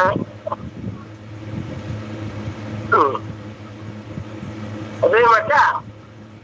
ꯃꯆꯨ ꯂꯥꯎꯅꯦ ꯕꯥꯏ ꯏꯁꯩ ꯁꯛꯎꯔ ꯅꯪ ꯆꯥꯛ ꯆꯥꯒꯦꯔꯥ ꯁꯨꯗꯥꯏꯁꯤ ꯀꯅꯥꯁꯤ ꯀꯅꯥꯌꯦ ꯁꯨꯅꯦꯔ ꯏꯁꯩꯗꯣ ꯐꯖꯅ ꯁꯛꯑꯣꯏꯀꯣ ꯑꯦꯛꯇꯤꯡ ꯇꯧꯔꯣ ꯍꯥꯏꯃꯤ ꯕ꯭ꯔꯣ ꯑꯦꯛꯇꯤꯡꯗꯣ ꯔꯣꯖꯤ ꯅꯣꯛꯁꯜꯂꯦ ꯕꯤꯛꯇꯔꯅ ꯑꯗꯩ ꯀꯃꯦꯟ ꯄꯥꯔꯛꯑꯣ ꯀꯃꯦꯟ ꯄꯥꯎꯀꯣ ꯍꯥꯏꯕ ꯀꯃꯦꯟ ꯄꯥꯎꯀꯣ ꯕꯤꯛꯇꯔꯅ ꯍꯥꯏ ꯅꯣꯛꯁꯜꯂꯦ ꯔꯣꯖꯤꯅꯦꯕ ꯑꯗꯨꯅꯦ ꯁꯤꯡꯒꯔꯦ ꯅꯣꯡꯃꯒ ꯊꯣꯛꯂꯀꯥꯟꯁꯤꯗ ꯍꯥꯏꯕꯀꯣ ꯀꯃꯦꯟ ꯄꯥꯎꯀꯣ ꯕ꯭ꯔꯣ ꯑꯦꯛꯇꯤꯡ ꯇꯧꯔꯛꯑꯣ ꯍꯥꯏꯌꯦ ꯀꯩꯅꯣꯗꯣ ꯕꯂꯥꯅ ꯔꯣꯖꯤꯅꯦꯕ ꯅꯣꯛꯁꯜꯂꯛꯑꯦ ꯔꯣꯖꯤꯅꯦꯕ ꯑꯦꯛꯇꯤꯡ ꯇꯧꯔꯛꯑꯣꯃꯤ ꯔꯣꯖꯤꯅꯦꯕ ꯕꯤꯛꯇꯔꯅ ꯔꯣꯖꯤ ꯅꯣꯛꯁꯜꯂꯛꯑꯦ ꯔꯣꯖꯤꯅꯦꯕ ꯍꯥꯎꯗ ꯕꯤꯛꯇꯔ ꯀꯔꯤ ꯇꯧꯋꯦ ꯀꯣ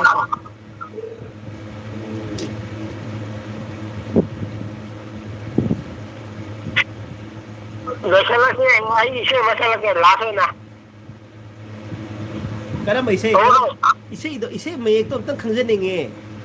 ꯗꯔꯀꯟ ꯑꯣꯏꯅ ꯁꯛꯂꯛꯀꯦ ꯀꯤ ꯇꯥꯕ ꯏꯁꯩ ꯑꯣꯏꯅ ꯀꯔꯤ ꯍꯥꯏꯕ ꯑꯙꯥꯔ ꯀꯥꯔꯗ ꯏꯁꯩ ꯅꯠꯇꯦ ꯗꯔꯀꯟ ꯄꯦꯟ ꯀꯥꯔꯗ दरकन ꯀꯔꯤ ꯍꯥꯏꯕ दरकन ꯑꯆꯥ ꯙꯔꯀꯟ हाँ ꯑꯣꯀꯦ ꯙꯔꯀꯟ ꯀꯔꯝꯕ ꯏꯁꯩ पैसा लगे तुम तामिल ꯑꯩꯗꯤ ꯅꯪ ꯙꯔꯀꯟ ꯏꯁꯩ ꯑꯙꯥꯔ ꯀꯥꯔꯗ ꯑꯩ ꯇꯥꯍꯧꯔꯦ ꯑꯩꯗꯤ ꯅꯪꯒꯤ ꯅꯅꯥꯗꯤ ꯐꯩꯌꯦ ꯐꯖꯅ ꯑꯩꯅ ꯉꯥꯡꯕꯗꯨꯅ ꯋꯥꯕ ꯇꯥꯁꯟꯅꯅꯕ ꯊꯝꯃꯨꯀꯣ ꯑꯗꯣ ꯅꯪ ꯙꯔꯀꯟ ꯏꯁꯩ ꯃꯌꯦꯛꯇꯣ ꯑꯝꯇ ꯍꯥꯏꯔꯝꯃꯨꯗꯅ ꯑꯩꯁꯨ ꯔꯦꯗꯤ ꯑꯣꯏꯒꯦ तुम भी मुझसे ꯔꯣꯖꯤ प्यार ꯉꯥꯏꯈꯣ कर ꯍꯦ लो ꯂꯩꯒꯣ तुम भी मुझसे प्यार कर लो हाय इसीको लोइरी मखा तारो ऐसा लगा इसी मखा दिल तारो ने ये कहा है दिल से मोहब्बत हो गई है तुमसे मेरी जान मेरी दिल भर जितना बेकरार हूँ मैं खुद को जितना बेकरार हूँ मैं भी तुम भी मुझसे प्यार कर लो ला ला ला ला ला ला ला ला ला इन हवाओं में इन गताओं में मोड़ लाऊंगा मैं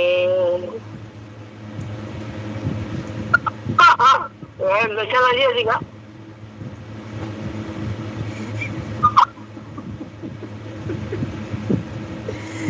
ब्रोगी इसे एकदम स्लो मोशन की स्लो मोशन की अखोगी ब्रेकर इसे ने ब्रेकर टाइप इसे ने को आइए करा कमी से जो बंदे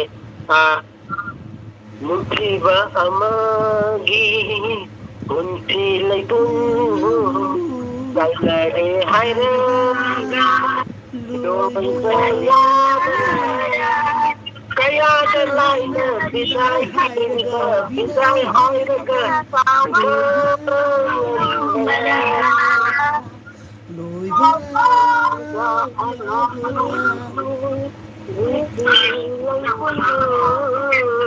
Sainare hairaga kaya laine bidai hairaga toiba ya para to so se siga ai la se tanga ge ado naam la se tanga ni ma na tira tu gambara tauba gambara nunsiva magi pusile puru kainare hairaga tauba gambara ado bro ha kainare hara ko min jawi ne ado amta comment sai para ke ko dudi रोजी Victor नौसले रोजी नौसले Victor ने comment comment पाओ को ऐसी पाख रहे ऐसी पाखी बेच ने एक्टिंग तो रोमी सी पाख रहे को हाउ दा विक्टर करी तो सी पारे रोजी ही चले अच्छा रोजी चल सी पाख रहे ब्रो एक्टिंग तो रो भला नहीं बको रोजी डा विक्टर चल गया है रो विक्टर ने एटीएम रोजी ने हा रोजी ने हा रोजी हा भला जनो हा खुले तो हा मटे की खुले तो आएगा हा मटे की खुले तो आए भला नहीं बको अरे रोजी ने कपे और विक्टर ने हा नो से रोजी ने हा रोजी आई सी रहे को भला नहीं ब ऐसे चप्पे इसे चप्पे अमुक बुरो चाक लिखसिली रोय को चक्सिली रोय को अरे ब्रो यारो तामनी रुको आए को विक्टर ब्रो ने रोजी ने नोक्सले रोजी ने ब होस दंगु सीदरे मी है को रोजी ने को भला जने ब्रो आई नो पर सीरे दा को भलाना को राजा रोजी ने नोक्सले विक्टर ने रोजी नंग सीरे को रोजी नोक्सले रोजी हमको नोक्सले बरा ब्रो मखा तारी रो हा सीरे नो बनाए भलाने भाई चे रोजी सीरे को रोजी ने आई सीरे भलाए को अदो आई ला को से मसा थला मगे दो थमगे नुंदी नुसी नंको संबु बनीना संबु दुसु मगु लई मल्ली ngay ko single ngay ko ai mi na khone na ko music kamu ready hoidri nang isi yan sakla ito ready hoidri ne mi ta nung ga mi jaro mani kanung ga mi jaro mani ngay ko ko mayam ready oro ko mayam mani bro isi ta si ko mayam isi ta si ma ai masi ahoma singer ni na ko stage ka ba ko bro sakay ko ma je ko gi ko music se ta ngo ma ko ma je sa sira sa o sira ga gyan men ta da ko adu da ma ga sakla ko ne mai sei je ko gi ahoma singer ai se kar ngo ma ne ngasi udah mah do ya ai ne sai sai ya da bana sai go kai no ne sai ne do ta ba hai ba mi na hai sai ta ba hai ba mi na oi daga ta ki no ngai na pa jina ta ba hai ta ba mi na oi daga na taning da ba ko to me am jauri apa ma ni no ngai na pun sai ya sai kai no oke pare ana ge ready 3 2 1 0 Nungdi musiko nang se Sambu tung banina Sambu dustu magulay mali Ay mamusi hai gringay Nang mahekta nung idihara pa Sambu dudu pajari hai na Allah bastu ay na dinangbo nung sihe nung dinusi ko nang se sambutung banina sambudusu magun lay mali jamo bo jai thank you so much Nustinare hayraduna makata hai isai gini am pai ganga pai na kadang ne isai yam pam ni ganga pam se pai na kadang khon je sinaring hayraduna thamo hekta si thopa ai ding am loy asin batahana thanagisi nang jam na thajada biwasnate nung dinusi nang se mata kajabanina thamo ase pikiroy ade thamo ase pikiroy nom hai me kaw hai acha mama thole ravi bro ade pato thanagisi acha mama thole nung dinusi ko nang se ai nai sambutung banina sambudusu magulay mali nang nasay mo kay nanda nung dinusi nang se mata kajabanina Nustinare hayraduna thamo hekta Nang yam na thajada biwasnate ꯅꯨꯡꯗꯤ ꯅꯨꯡꯁꯤꯀꯣ ꯅꯪꯁꯦ ꯅꯨꯡꯁꯤꯅꯕꯨ ꯉꯁꯤ ꯌꯧꯕ ꯂꯩꯅ ꯏꯁꯩ ꯁꯛꯃꯤꯟꯅꯔꯤꯁꯤꯡ ꯁꯨ ꯌꯥꯎꯗꯕ ꯅꯣꯛꯀꯗꯕ ꯉꯥꯏꯔꯝꯃꯤꯕ ꯆꯨꯝꯕ꯭ꯔꯁꯦ ꯑꯩ ꯅꯣꯏꯒꯤ ꯏꯁꯩ ꯁꯛꯀꯩ ꯑꯦꯛꯇꯤꯡ ꯇꯧꯕꯗꯩ ꯁꯤ ꯇꯥꯔꯦꯀꯣ ꯑꯩ ꯏꯇꯣꯝꯇ ꯅꯣꯛꯅꯤꯡꯉꯦꯀꯣ ꯑꯩ ꯏꯇꯣꯝꯇꯁꯨ ꯅꯪ ꯆꯤꯡ ꯇꯧꯕꯗꯣ ꯁꯣꯝꯗ ꯏꯆꯥ ꯅꯨꯄꯤꯅ ꯌꯦꯡꯉ ꯁꯣꯝꯗ ꯅꯣꯛꯑ ꯁꯤꯗꯣꯏꯔ ꯑꯩꯈꯣꯏꯗ ꯏꯇꯣꯝꯇ ꯀꯃꯥꯏꯅ ꯃꯤꯆꯤꯅ ꯈꯜꯂꯦ ꯄꯄꯥ ꯀꯩꯅꯣꯅꯦ ꯇꯧꯔꯦꯅ ꯑꯩ ꯁꯣꯝꯗ ꯑꯩꯁꯦ ꯑꯦꯛꯇꯤꯡꯗ ꯑꯣꯛ ꯃꯥꯜꯂꯦ ꯇꯧꯔꯤꯁꯦ ꯑꯣꯛ ꯃꯥꯜꯂꯦ ꯁꯨꯃꯥꯏꯅ ꯇꯧꯁꯤ ꯂꯥꯏꯇꯤꯖꯥꯡ ꯃꯤ ꯃꯌꯥꯝꯒꯤ ꯄꯨꯂꯞ ꯅꯨꯡꯉꯥꯏꯔꯝꯃꯔꯣꯏ ꯑꯩꯈꯣꯏꯅ ꯀꯥꯇꯨ ꯀꯔꯟ ꯇꯧ ꯂꯩꯔꯦ ꯀꯥꯇꯨ ꯀꯔꯟ ꯏꯁꯩ ꯁꯛꯅ ꯑꯗꯨꯝ ꯂꯩꯔꯦ अरे इतै इचलगा ट्विंकलगा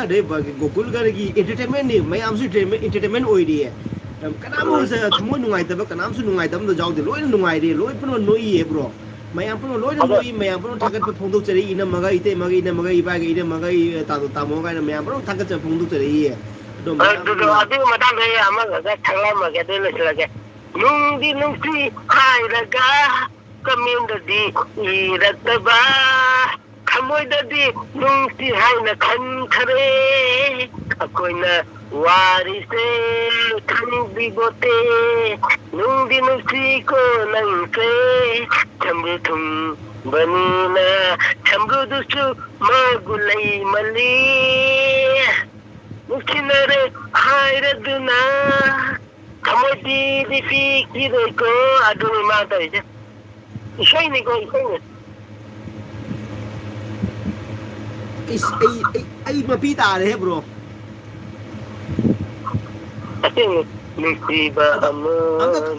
amta comment pasi na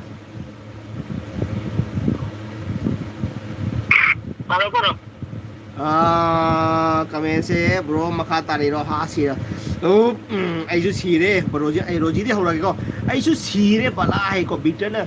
ite mai yam kan no ko hai re ko roji na ha bala se si re no ko da bro acting याद रे hai ko दगी रोजीना हा बलाजर तामनी गा इना मगी सही तो अदुम तानिंगी है को बलाना रोजीना मम्मी माई रोई खुंगरे रोजीना वो होस नंग को आई नोक्सले बिक्टरना आईडी समरू पामदे को हाय रे को बिक्टरना बलाना हा लोरे देना ब्रो की एक्टिंग से तामनी की सही का याम चाने ये नो पद सिरे मी ब्रो आई को अदुगी रोजी ले मने नोक्सले बला नंगबु लेरी बो आई रोजीना को ओ तामनी है को किनो ना बिक्टर ब्रो ना ओ तामनी है रोजीना नोक्सले बलाना वाव इन मगी भोकेल से याम वाव ताई को हाय को रोजीना नोक्सले अरे बलाना ब्रो नंगी एक्टिंग से नोक्सले को बलाना थैंक यू सो मच बला थैंक यू सो मच रोजीना वो होस्ट से सी तारे है ये थैंक यू सो मच आई सीरी कमाय नंगी समरुदो फंगनी नंगी समरुदसु मगुलै मल्ली ꯑꯩꯒꯤ ꯊꯃꯣꯏ ꯋꯥꯍꯜꯂꯤ ꯑꯩꯒꯤ ꯄꯨꯛꯅꯤꯡ ꯋꯥꯍꯜꯂꯤ रोजी ने बा नोक्सल एको दे बलाना बा चे रोजी आई सीरे दा आई को बलाना रोजी ने बा आई सु सीरे दा आई को बिक्टर तामनी इते म लोई पन सीरे दी हेंग एलबी दे कना लाकनी इसई सकपदा नोइनी इको इबुंग इना मसे को अदे बिक्टर ने नुंगाई को तामनी डन थम्स हा रोजी ने कपगा नोपा तौसले रोजी ने कपसले नोक्सले हा बिक्टर कुकिंग हा रोजी हा बलाजन ब्रो वाह वाह एक्टिंग से एक्टिंग निखाई अमसु याउरिए ब्रो की से को thank you so much active boy नहीं रहे bro thank you so much active bro thank you so much active boy thank you so much एगी नबुंगी एलबी ते लापी दगर कमेंट पिपे तमन thank you so much active boy like तो बिरमो एलबी बॉय लाइक तो बिरमो सब्सक्राइब तो बिरमो active boy thank you so much पूरा वायरल चलनी है को रोजी ने पूरा वायरल चलनी है को गुरदीप सिंह ने कितना लागे चियार हम गुरदीप सिंह अरे Gurdeep bro thank you so much Gurdeep bro thank you so much welcome temple hockey विचाल टेम्पल हॉकी थैंक यू एगी एलवी दला पे दमतो hockey bro thank you so much इबुं गुरदीप एक्टिंग होद्रे नो पद लोयरे रोजीना thank you so much Gurdeep bro thank you so much अदो मयामसु कमेंट पापसु लोय ताहावरे देना तारे आई वाई जमता खाजाओगे को असि नुपा नुपी हागे नुपा नुपी हागे से नुपा नुपी हागे तो वाई खड़ा तो वाई ना तो नुपा नुपी नत्रा ꯑꯁꯤꯒꯤ ꯃꯇꯨꯡ ꯏꯟꯅ ꯅꯨꯄꯥꯒ ꯅꯨꯄꯤꯒ ꯍꯥꯏꯕ ꯋꯥꯔꯤꯁꯤꯒ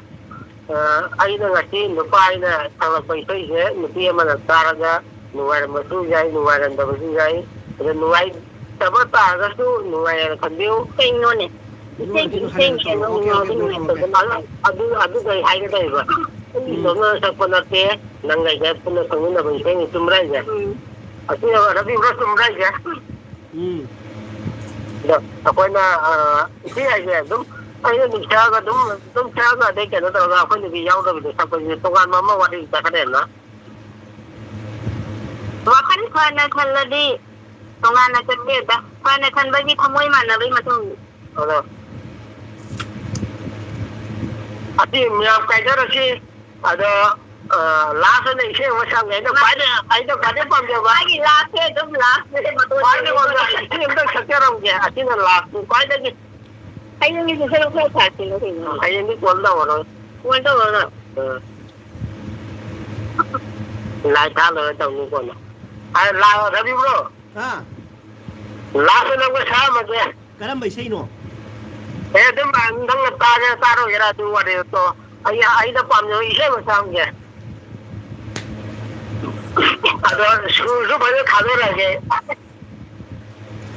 ꯑꯩꯅ ꯇꯥꯒꯦꯔꯥ ꯇꯥꯔꯣꯏꯒꯦꯔꯥ ꯑꯩꯅ एकदम ꯑꯩ ꯁꯤꯅꯤꯡꯕꯖꯥꯠꯅꯦꯕ ꯑꯩ ꯁꯤꯅꯤꯡꯕꯖꯥꯠꯅꯦ ꯇꯧꯔꯤꯁꯦꯕ ꯍꯣꯏ ꯉꯈꯣꯏꯅꯦ ꯅꯪ ꯁꯤꯔꯦ ꯅꯪꯒꯤ ꯂꯥꯏꯐꯇꯣ ꯑꯩ ꯌꯥꯎ ꯐꯪꯉꯣꯏꯅꯦ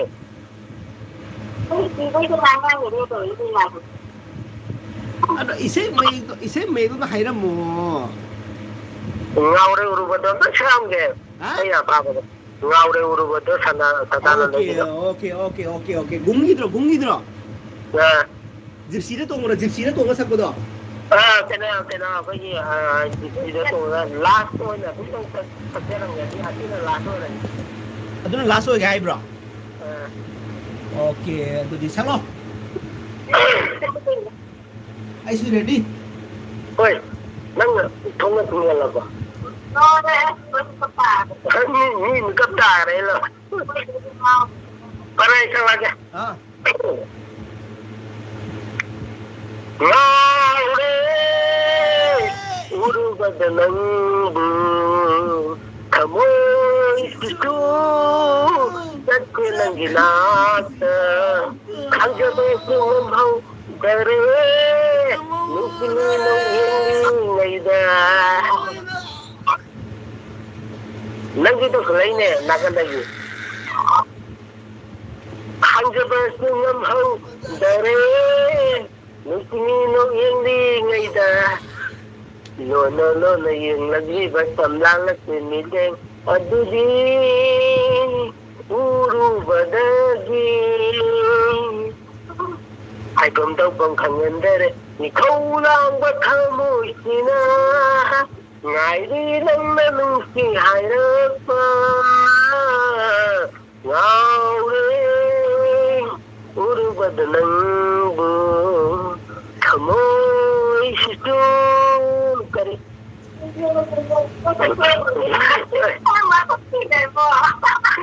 Ako tingnan na lokal eh ito ke. Sabi mo ke. Kenal ni sama mai sai je. Mindian ka din, mindian ka siya na gajian ka sa impul. Sabi mo thamage, nang kaben baroy thamage. Ay kamen para kaya tami na sidna Ay light dum lage din para. Okay, live taro ko kamen para ko.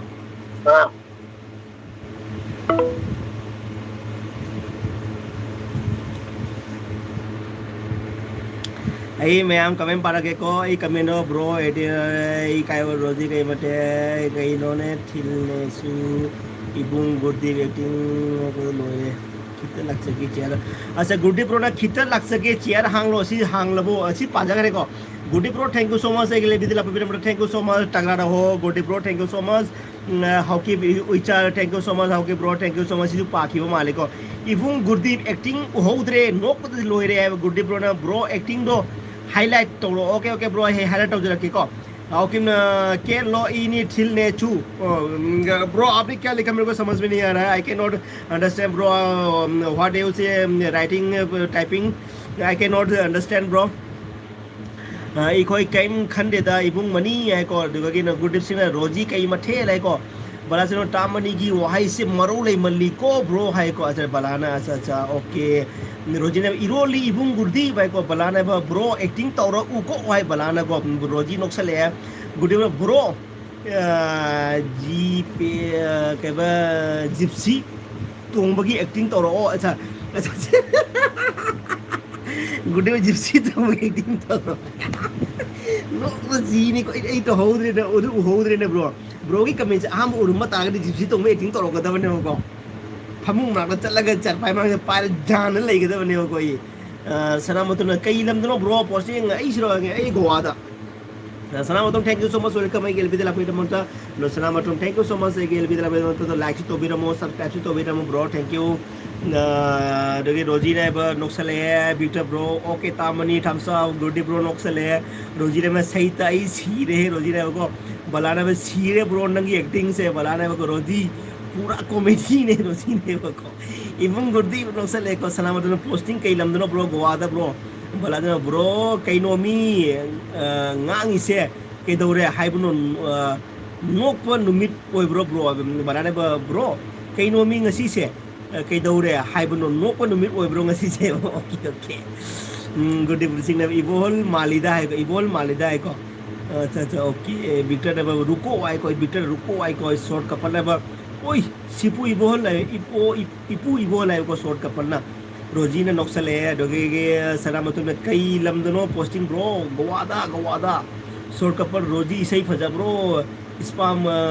Buna Saimo, Nila Sapam Buna Saimo, I have to bro Sapam, Karihido, Rodina Yam Faze, Tamani, no for the lawyer, Hosni acting over the sea, Sort couple acting the acting in the Sanamatum, Kai Regime, no bro, like. Subscribe to Kravani. Thank you so much. Rom idea koi di kinogi ni. Ako anaba yung bakamu du gini ko anaba yung bakamu du ni ko koi di. Ko anaba yung bakamu du ni nung sorta sumhai de ko.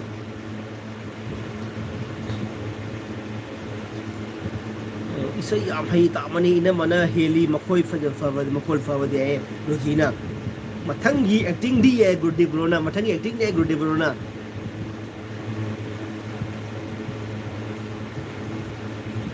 Thank you so much. I ngasi mayam I lucky de bel with the lack of friend mayam put among ngasi jam no mayam put among harau to am I gel with the lack of nuai na no pase jam nuai ji ko okay kitchen king na jam nuai phunu sari mayam put book kuram jadi ko thank you so much aina and kuram jadi hana kuram jadi mayam put among jam nuai re mani bro and ite but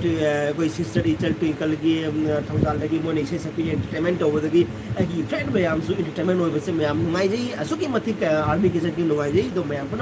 thank you so much dil se thank you so much thamoi sing na mayam da thank you anjari ado mayam nusibu na gi channel sibu like subscribe comment of you ko so idna Rosina ise ya afri tamani ina ma nei makhoi thabani asa si pa ka ये सब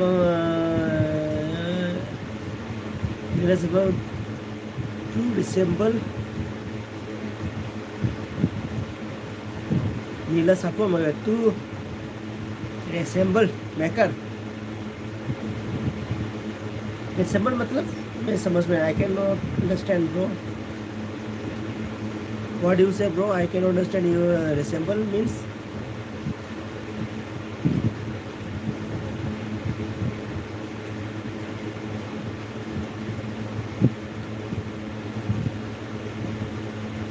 नीला सापो में ये word Manipuri Goa की पंजिम दा अखोई Panjim high मफम दा दुदा पंजिम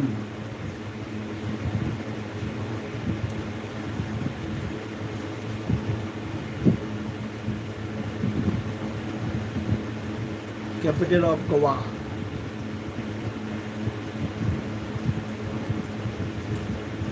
मैं आमलो लेनी बो रोजी वाला गुड्डी ब्रो मनी ब्रो aduh मैं kadang-kadang komen मैं am do lady bo short couple loi lady bo मैं am bo loi lady bo gowa gi karam phum do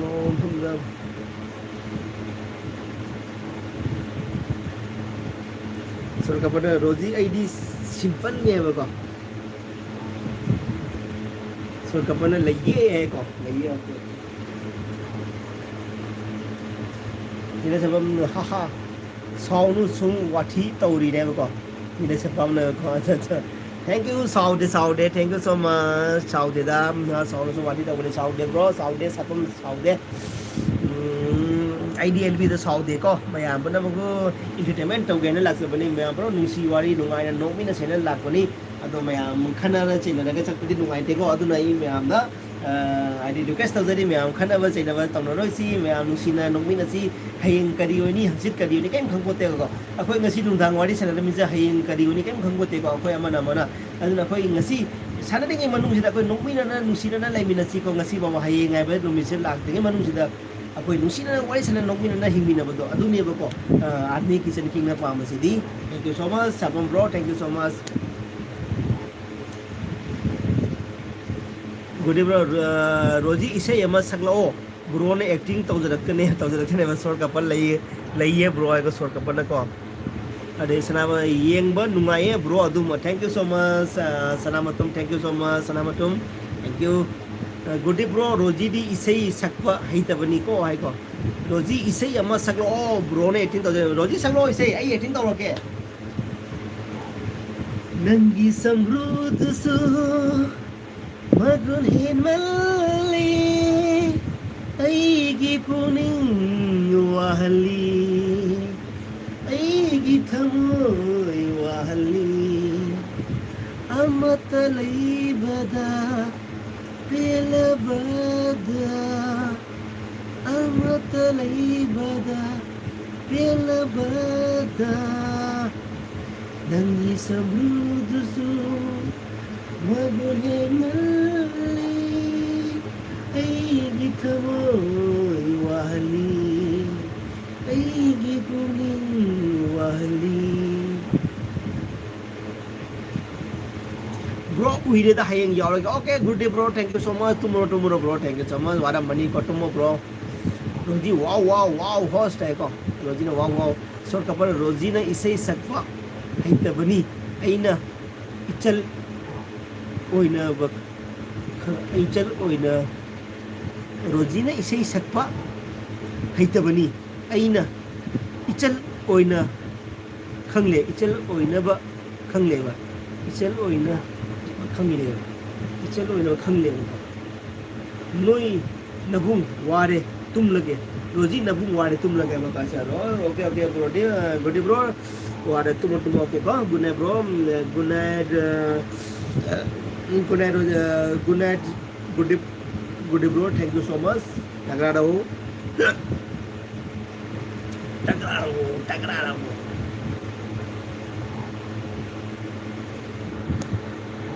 Wow, host. Good day, bro. Mataka kami ID hate ibung ay ko. Yung manungay te bro adum yung manungay na si pare ko. Ising thawo host. Okay,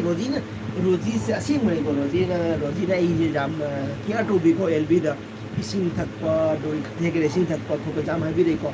thank you so much इचल thank you so much रोजी इचल thank you so much असुम में इचल लगू की तब तक निचिंग में तो हाई अरे तक चली तो लगू साइट इसिंग थक को साइट इसिंग थक सके लगू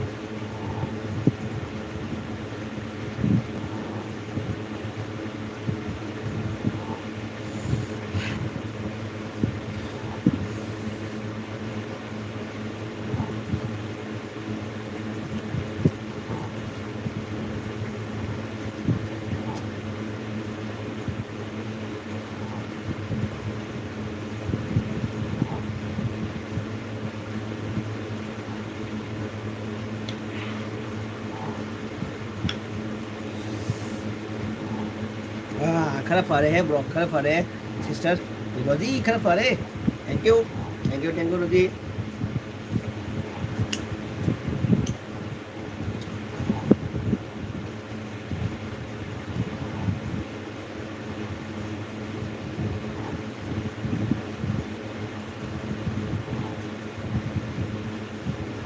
ऐसु इबुंगनी खली तामनी ओके रोजी थैंक यू सो मच अमन अमगु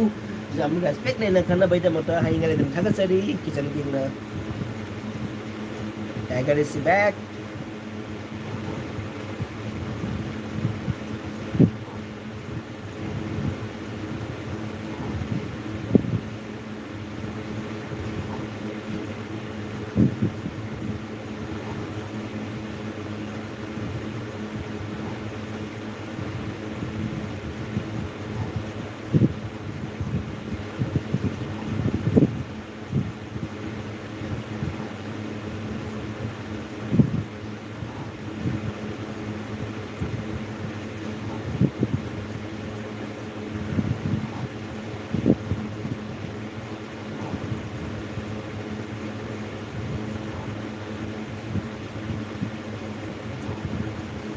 रोजिना मी लेते होस्ट तुम्हारे नो पत सीरे मी कुछ माथुई लेये सिस्टर मी कुछ माथुई लेये सोर कपना आई लेडी को मी वा ngang बा मी दी aina ga thang thing ne thang thang ba ai dai ko myong na mi di aina thang thing ne thang chale to ro ki na sor ka palla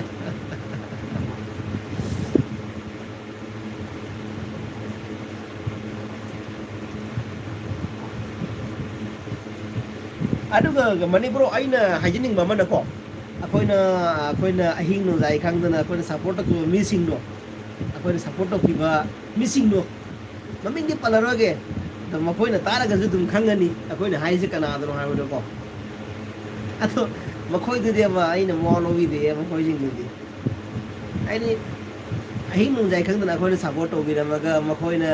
channel Gaje monetise हो लगा फाउ साब दो अदु जाम noting हो वानी दा monetise हो रे न मकोई न जाम न फाउ बा व्यू को लाग मी हो जाम नोटिंग हो फाउ को व्यू सु आते के हाईएस्ट व्यू चनी चाम जंग कई 70 100 मोय फाउ साब से आई मॉ लौ देव मोय न फाउ सा जे मते मॉ लौ देव को जम सोनिंग ने बको आई दी मफम मांग खंग मी न फाउ सा लक आई दी जम मॉ लौ दे अदुदी टाइगर दी खंगरा टाइगर दी आई दी जाम न फ्री फ्रेंडली नि आई दी मिंगोन सु केनो फागी जोय यम तोंगली अदुगा मिंगोन ता हाथा न खन बसे आई दी सुई हेना दे अदु आई न सु फ्री ओरि दमाना आई गे फ्रेंड सु आई बु नुसी बि न फ्री ओइ व्यू अदुगा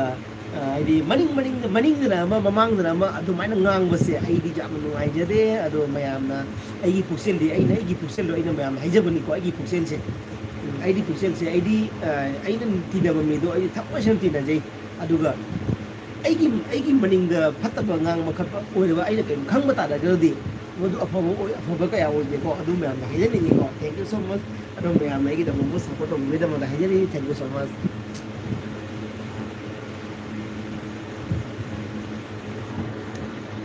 ये देखो मेरे रोजिना भाई की है रोक्सले को बलाने बतामनी की को नियो नंगे दे को सुर का पना who अदुनी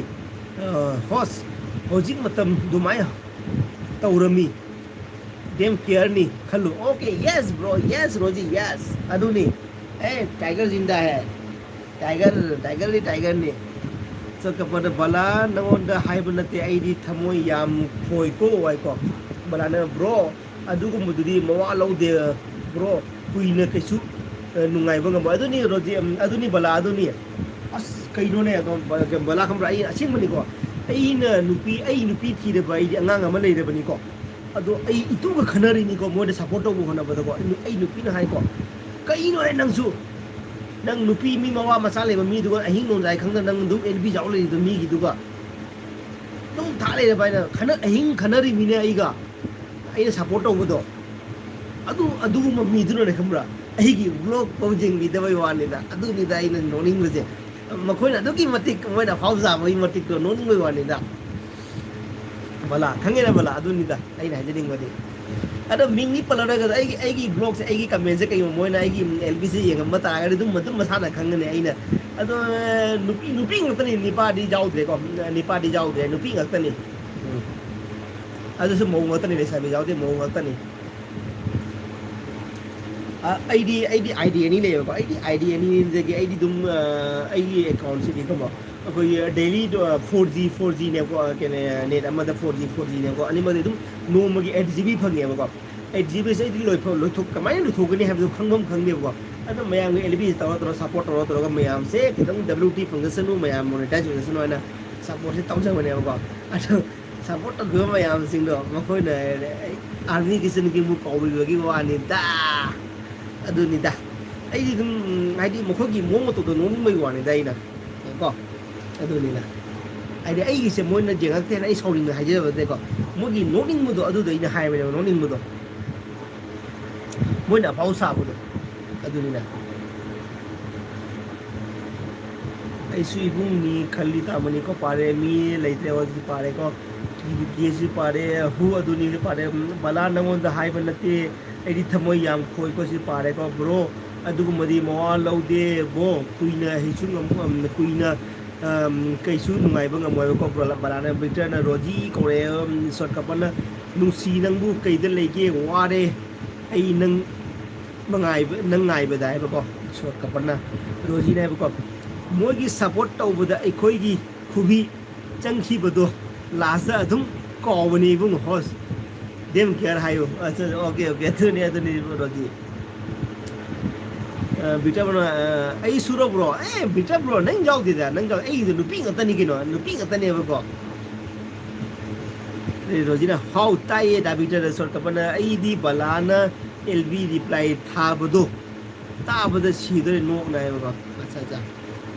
Balana, aduni bro, gyan tau ko bro, moina yeng drasu, aku na yeng ni full support bro, tahu jadi. Thank you bala, thank you so much bala. I would see a friend me. I'm talking about thank you so much. Rojina, how's it? No leader Tamani Haiko. I don't need to know Balacamra. I don't need that. I go eating now. Can I meet when the support was a him like a Kango deco. The Moise Muntas with the final Matam joke WT suit. I know one of you but the go. More the WT suit when a Montas with a Matuna Bona, a Kogi video was in Mirata was there. I don't need that. Do loading bako adu nida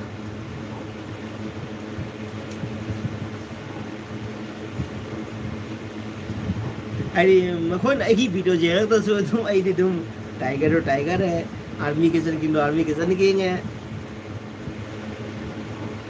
sum hammasu tabak to su no ma ge sum la ai di la ka ne bako adu ke sum cancel lete adu nida ai di Egoda pausa dari kami, ibu alau deh. Ini tina di jam lula tina ini. Aduh, egoda ni kita hang neda kino, ecel bala, ini kamera, isi jam sawu gali, sawu baca kam tu sawu gali kamera.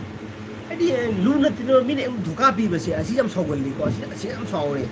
Ati macam ni sawu deh. Egoda fagi tahu jani, noning bag comedy funny, am tahu jani. Aduh धोखा आए बे धोखा से सुना जाते को यदि pausa बसे सुना जाते हैं वंदा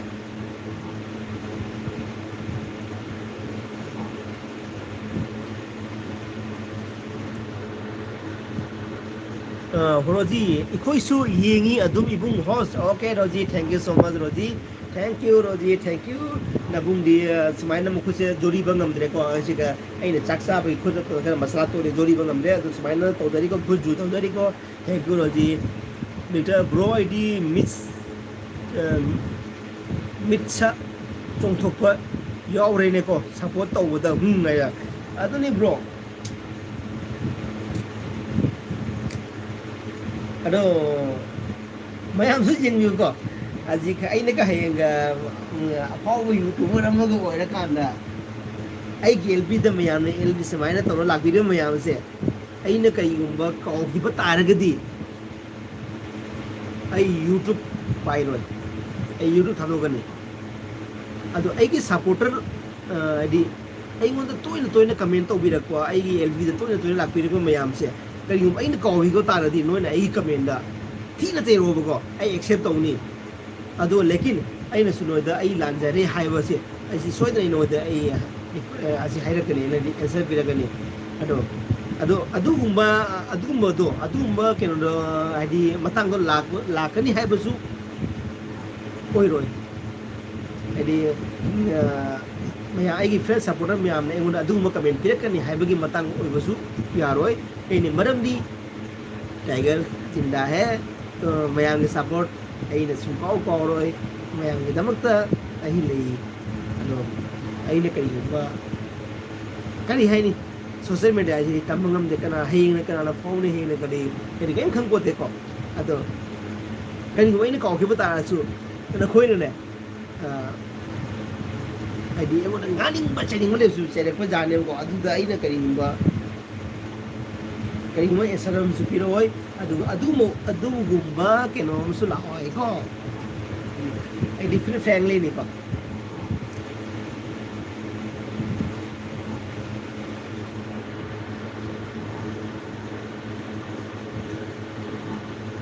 aduga aina heng kano ai wafam amana ko aina heng ai channel se monetize ko ra aina kai YouTube ta apawa mi ama ga oi ba tara ga di dum aina apawa mi mo oi ga su dum YouTube da gi dum kano ko gi dollar ga phang oi ga su adu ai di kami kai tawni ko gi lai ta ba lai da ba mayam sing lai da ko adugu mo do adugu ta jam hem do ni ai di ai isa gi oi na kana ba hoi kana ba tawni 100 ta 20% 30% ai gi kana ba 70% ꯑꯩꯈꯣꯏꯒꯤ ꯂꯩꯇ ꯂꯥꯏꯔꯕ ꯃꯌꯥꯝꯁꯤꯡꯗꯣ ꯑꯗꯨꯒꯤꯗꯃꯛꯇ ꯑꯩ ꯁꯣꯏꯗꯅ ꯁꯦꯝꯒꯅꯤ ꯍꯥꯏꯗꯤ ꯃꯔꯝꯗꯤ ꯑꯩꯅ ꯁꯤꯈ꯭ꯔꯕ ꯃꯇꯨꯡꯗ ꯍꯌꯦꯡ ꯑꯥꯔꯃꯤ ꯀꯤꯁꯟ ꯀꯤꯡꯅ ꯁꯨꯃꯥꯏꯅ ꯇꯧꯅ ꯇꯧꯔꯝꯃꯤ ꯁꯨꯃꯥꯏꯅ ꯇꯧꯅ ꯇꯧꯔꯝꯃꯤ ꯍꯥꯏꯕꯗꯣ ꯑꯩꯒꯤ ꯏꯆꯥ ꯏꯁꯨꯒꯤ ꯖꯦꯅꯦꯔꯦꯁꯟꯗ ꯃꯌꯥꯝꯗ ꯑꯩ ꯅꯪꯒꯤ ꯄꯄꯥꯅ ꯁꯨꯃꯥꯏꯅ ꯇꯧꯔꯝꯃꯤ ꯑꯩꯒꯤ ꯄꯄꯥ ꯁꯨꯃꯥꯏꯅ ꯇꯧꯔꯝꯃꯤ ꯍꯥꯏꯕꯗꯣ ꯑꯗꯨꯒꯨꯝꯕ ꯃꯤꯡꯊꯣꯟꯗꯣ ꯌꯥꯝꯅ ꯄꯥꯝꯖꯩ ꯑꯩꯁꯦ ꯑꯗꯨꯒꯨꯝꯕ ꯌꯥꯝꯅ ꯄꯥꯝꯃꯦꯀꯣ ꯑꯗꯣ ꯃꯌꯥꯝꯅ ꯑꯩꯒꯤ ꯋꯥꯍꯩꯁꯦ ꯌꯥꯅꯤꯡꯕ ꯇꯥꯔꯒꯗꯤ ꯊꯦꯡꯛ ꯌꯨ ꯍꯥꯏꯕꯤꯔꯛꯑꯣꯀꯣ ꯑꯩꯗꯤ ꯑꯁꯤꯒꯨꯝꯕ ꯌꯥꯝ ꯄꯥꯝꯃꯦꯀꯣ ꯃꯌꯥꯝꯅ ꯁꯨꯃꯥꯏꯅ ꯃꯌꯥꯝꯒꯤ ꯁꯦꯕꯥꯁꯦ ꯌꯥꯝ ꯄꯥꯝꯖꯩ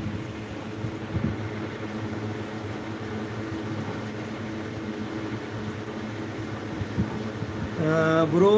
adugumadi mawa lode bro kuina se jo si pare ko ko roji sor kapana se nang bu kaida lege wai ngai wase pare ko moi support to bodo ai khoi gi kubi si pare ko victor gi bro roji gi si pare ko victor ne ba ai suro bro victor ne sin nate nate how tai da victor roji ne ko so na id balana lb reply tha boda si si pare ko ani balana aduni bro gyan ta si pare adu gi roji ne ba hojita nok le ta si pare ikosu yengli adum ibung host roji ne sisu pare bro idi mitcha cholok ko yar me ko sisu pare ko roji ne ai se saugonde aidi saugonde ibung saukradi mana api ba yade aisu acha mana api ba yade ko mana pai ba yade aisu acha okay thank you roji same to you says sor kapana ba victor baladi handak yad phangna bani ikoina नौना channel पाइबा मतमदा इकोइना full support तौकी इकोइदी 4 month monetize ओइकी मोइना monetize ओइरबा मतमदा इकोइबु निसिंग बिदे एड को बना ब्रो मोइना येंगदसु ब्रोना अदुम येंबी ओ मोइदी ब्रो मी कैसु यामना लेना मोइबा ब्रो मोइना येंगदसु ब्रोना अदुम येंबी ब्रोना अदुम येंबी yengbiwo moidi bro mi kaisu yamna lera moiba bro aduna bro na yengbiwo moidi kuina su kaisu mi leiroi ahen ba napan karadi bro okay aduni bala aduni napan ka mi oida bani ko sister aduni chuma wari ni siri ko sauri ba sor ka bana sauri ba ko bitana bro nang na haiba mi sing lo ai loi na khange ko ai ko bitana okay bro thank you khami bena mata Roji, even you are so good. Thank you so much, Roji. Thank you so much. Sort of no mother lupa 209 hablaga mogi LB jaukar jauki ko masak munna khang liye ko aduni sort couple khang mane ade goody bro sort couple adugi single lifestyle money bro and tiger jinda hai and army kitchen king asi se mayam na loi ninjang ni ko roji tamani hojik masa gita khanara bani migi to wimal ga kaunare loina mangai ba roji ne ba mani roji mani chumme victor bro dan ne thamsa sor ka ba ngasi faw ba igi lv da lakte ne mi jawi aina full support to ki ba missing do ai ba ko yes bro sort couple roji ne ba dan thamsa ngasi di lv se bang laure bang laure Roji itu ni ne. Roji ko jum jeng ko nang in nabung army kitchen king se. Hai di dum khang ni ko ai haji ga ji hai ja ban cha de. Ai kitang ke no kitang suitable oi ge ko YouTube ta. Dum khang ka ni ai ne kari mayam gi dam ta ai ne kari ge social media dai ne mayam no kari mateng pangde mayam gi dam ta ai kai to lai khang ni ko. Ai se ai jam thamoi seng ba thamoi chaw mi ne ko. aduga ai gonda idea kai gi chungli to was si jam pam dia ko chungli to se pam dia ko mai ha mai khu ho re ko roji ne bade balane ba ta mani su live su adum tha bra ko acha aduni da kino bala en roji e ko de kare ani nang ai lising ani tham de lising ani gi account ni ko ina habi se tham de lising ani gi ko mobile ni si da habi se lising ani gi peno ne ba ina recharge ha li se tham da ado mayam gi sawi ba ko adu gi na mayam da support to ne ko mayam si je kana de sanu oi je sanu ai na ai gi paisa de ade ma du mang bai mang gi ba ado mayam da support to je ne mayam da thamoi se support to je ba ko ro ai thamoi se support to je ba do moi na arni gi sirking go kesum khanwi de ba bro tension नहीं लेना का okay bro मैं tension नहीं लेता bro बेटा bro मैं tension नहीं लेता मैं टेंशन देता हूँ लेकिन मैं टेंशन नहीं लेता मैं टेंशन देता हूँ लेकिन मैं जो बोलने का जो कारण क्या है मैं इसीलिए बोल रहा हूँ क्योंकि जो मैं बीवी और मेरा बीवी के साथ में झगड़ा हुआ ना उनके लिए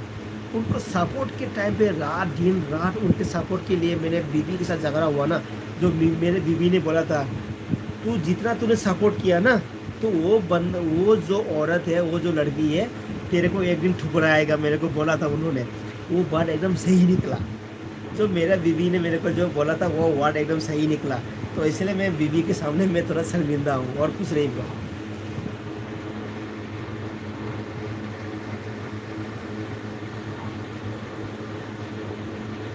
ब्रो टेंशन नहीं लेने का रोजिना ऐसु चप माने इबुंग होस ऐ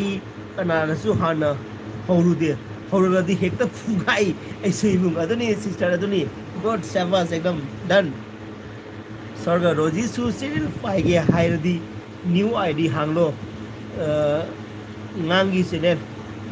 nangi channel do yararo ibung sengna haige adu ma hanglo aduna fani roji haire ko em open wall is ml open bro bahut maza aaya hai अच्छा thank you so much ml open wall thank you so much ml open wall ai gelbi de la pai de hai ngara de thaga sari ko bala chero ai chero ji ki fugano mi di china ikaiba bigadabani chero ji hai basa chero ji ki fugano mi di china ikaiba bigadabani chero ji balana hai jam chume roji khangjilo रोजी ने Young लगे तामनी को बिटन भाभी सही बोला है bro yes bro अदनी bro मेरे को एकदम सही बोला जो मेरा मिसेस ने जो बोलता है ना वही सही होता है ब्रो हाँ वो एकदम सही निकलता है जो मेरा बीवी ने मेरे को कोई भी वर्ड बोलेगा ना 1-2 महीने के बाद वही वर्ड मेरे को एकदम सही निकलता है रोजी ने बाला चुम्मी अदो याद बसु यावी ने हाइरेको सोर का बलागी कमेंट आई ngasi ham di waro ba yade ko सोर का बलागी comment I ngasi dagi hang dri ra hang di waro ba yade ko ai ra se mane ko as akoi nupi ne ngona jamna matang ma da hai ki ko an adu ro na chumbai wa ni da ai je je mami ngai da de ko ra mi khana ne mami ngai da de ko adu mami ngi hai ra ge ado ai wa se moi taram ma ta de moi masa ma tum de ikai ne ba ko moi masa ma tum de ikai ne ai wa se taram ma ga di moi बेटा bro हम लोग ने रात भर सोता नहीं बस support yes bro Victor bro सो कबर ब्रो वाडी याम लिथो कनु हाय को तामनी करी कमेनो ngसाई दुरो हाय को बलासन बनाइबा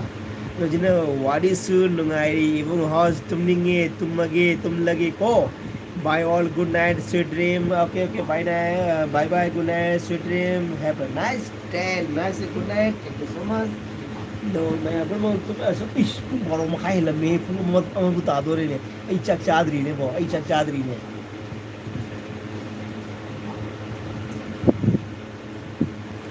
रुको आई विक्टर ब्रो रुको ब्रो आई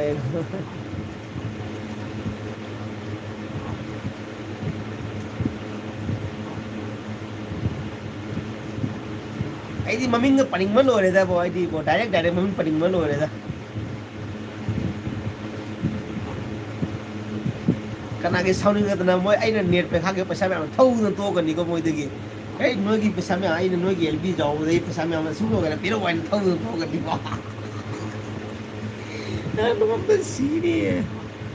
ब्रो नसल सी ब्रो सु चक लामनी आई होय आई चक चार नि को सिस्टर बला Bala Chanu, good morning, bro. Good morning, Bala. Good morning, Good morning to you. Good morning.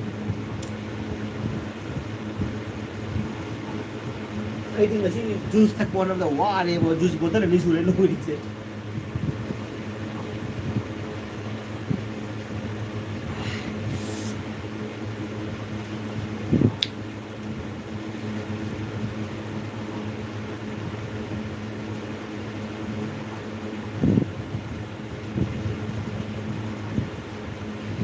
Winter na chup bro ai. Phải có được mẹ am bro nó sẽ là gì có ai mẹ am tăng comment xin lip cái mẹ am nó bye bye hay là comment nó bb ro bye bye hay là comment bb ro ai su LBC nó sẽ mới ra bagi giả thằng lâu rất là cái mẹ am bagi Bala Rosie Money bro Victor bro ada lagi Victor bro dari bro hayang su isai saga acting tau si ko bala bala hơi tau si nabung na lari ma kai enjoy tau ni nabung na si kar dikhang de ko nabung na hindi ma kai nabung enjoy tau ni nabung enjoy jam na pami Subrati भैया open wall है Subrati भैया thank you open wall thank you Tamani bye bye bro चारों चाक okay Victor ना है बको okay Victor bro चाक चानी bro है इसी से को bro चुप बड़ा चलो Tamani bye bye को मैं am तो नहीं मैं am bye bye उसे को बारो पूरा मत आता रे मी तारा कितना ngay रे एक supporter में अपनों को है ना थाका चली को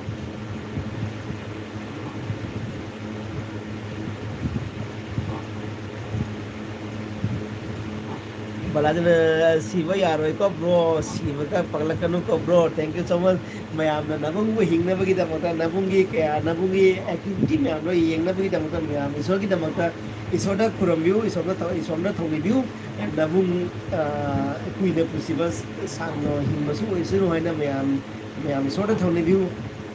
aduga ai friend mayam so ni isoda thongi dage ai friend mayam so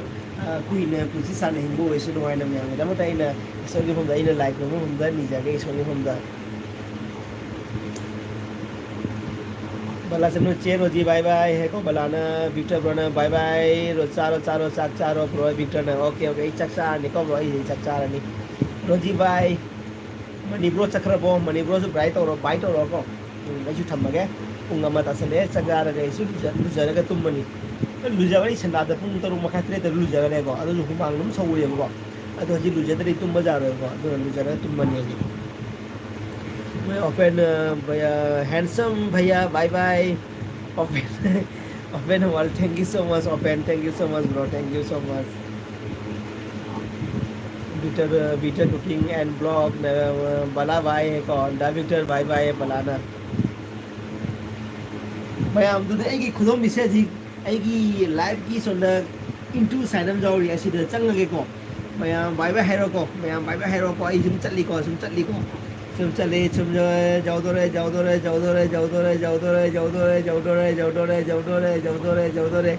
Mayam bye bye hero mayam bye bye hero bye bye toro bye bye jao do re kitang tang ai re bala janu bye bye jauh do re kitang ai re jauh do re kitang ai re bye bye good night mẹ mấy gì fan mẹ bro bu thắm ơi xem được gì vậy con good night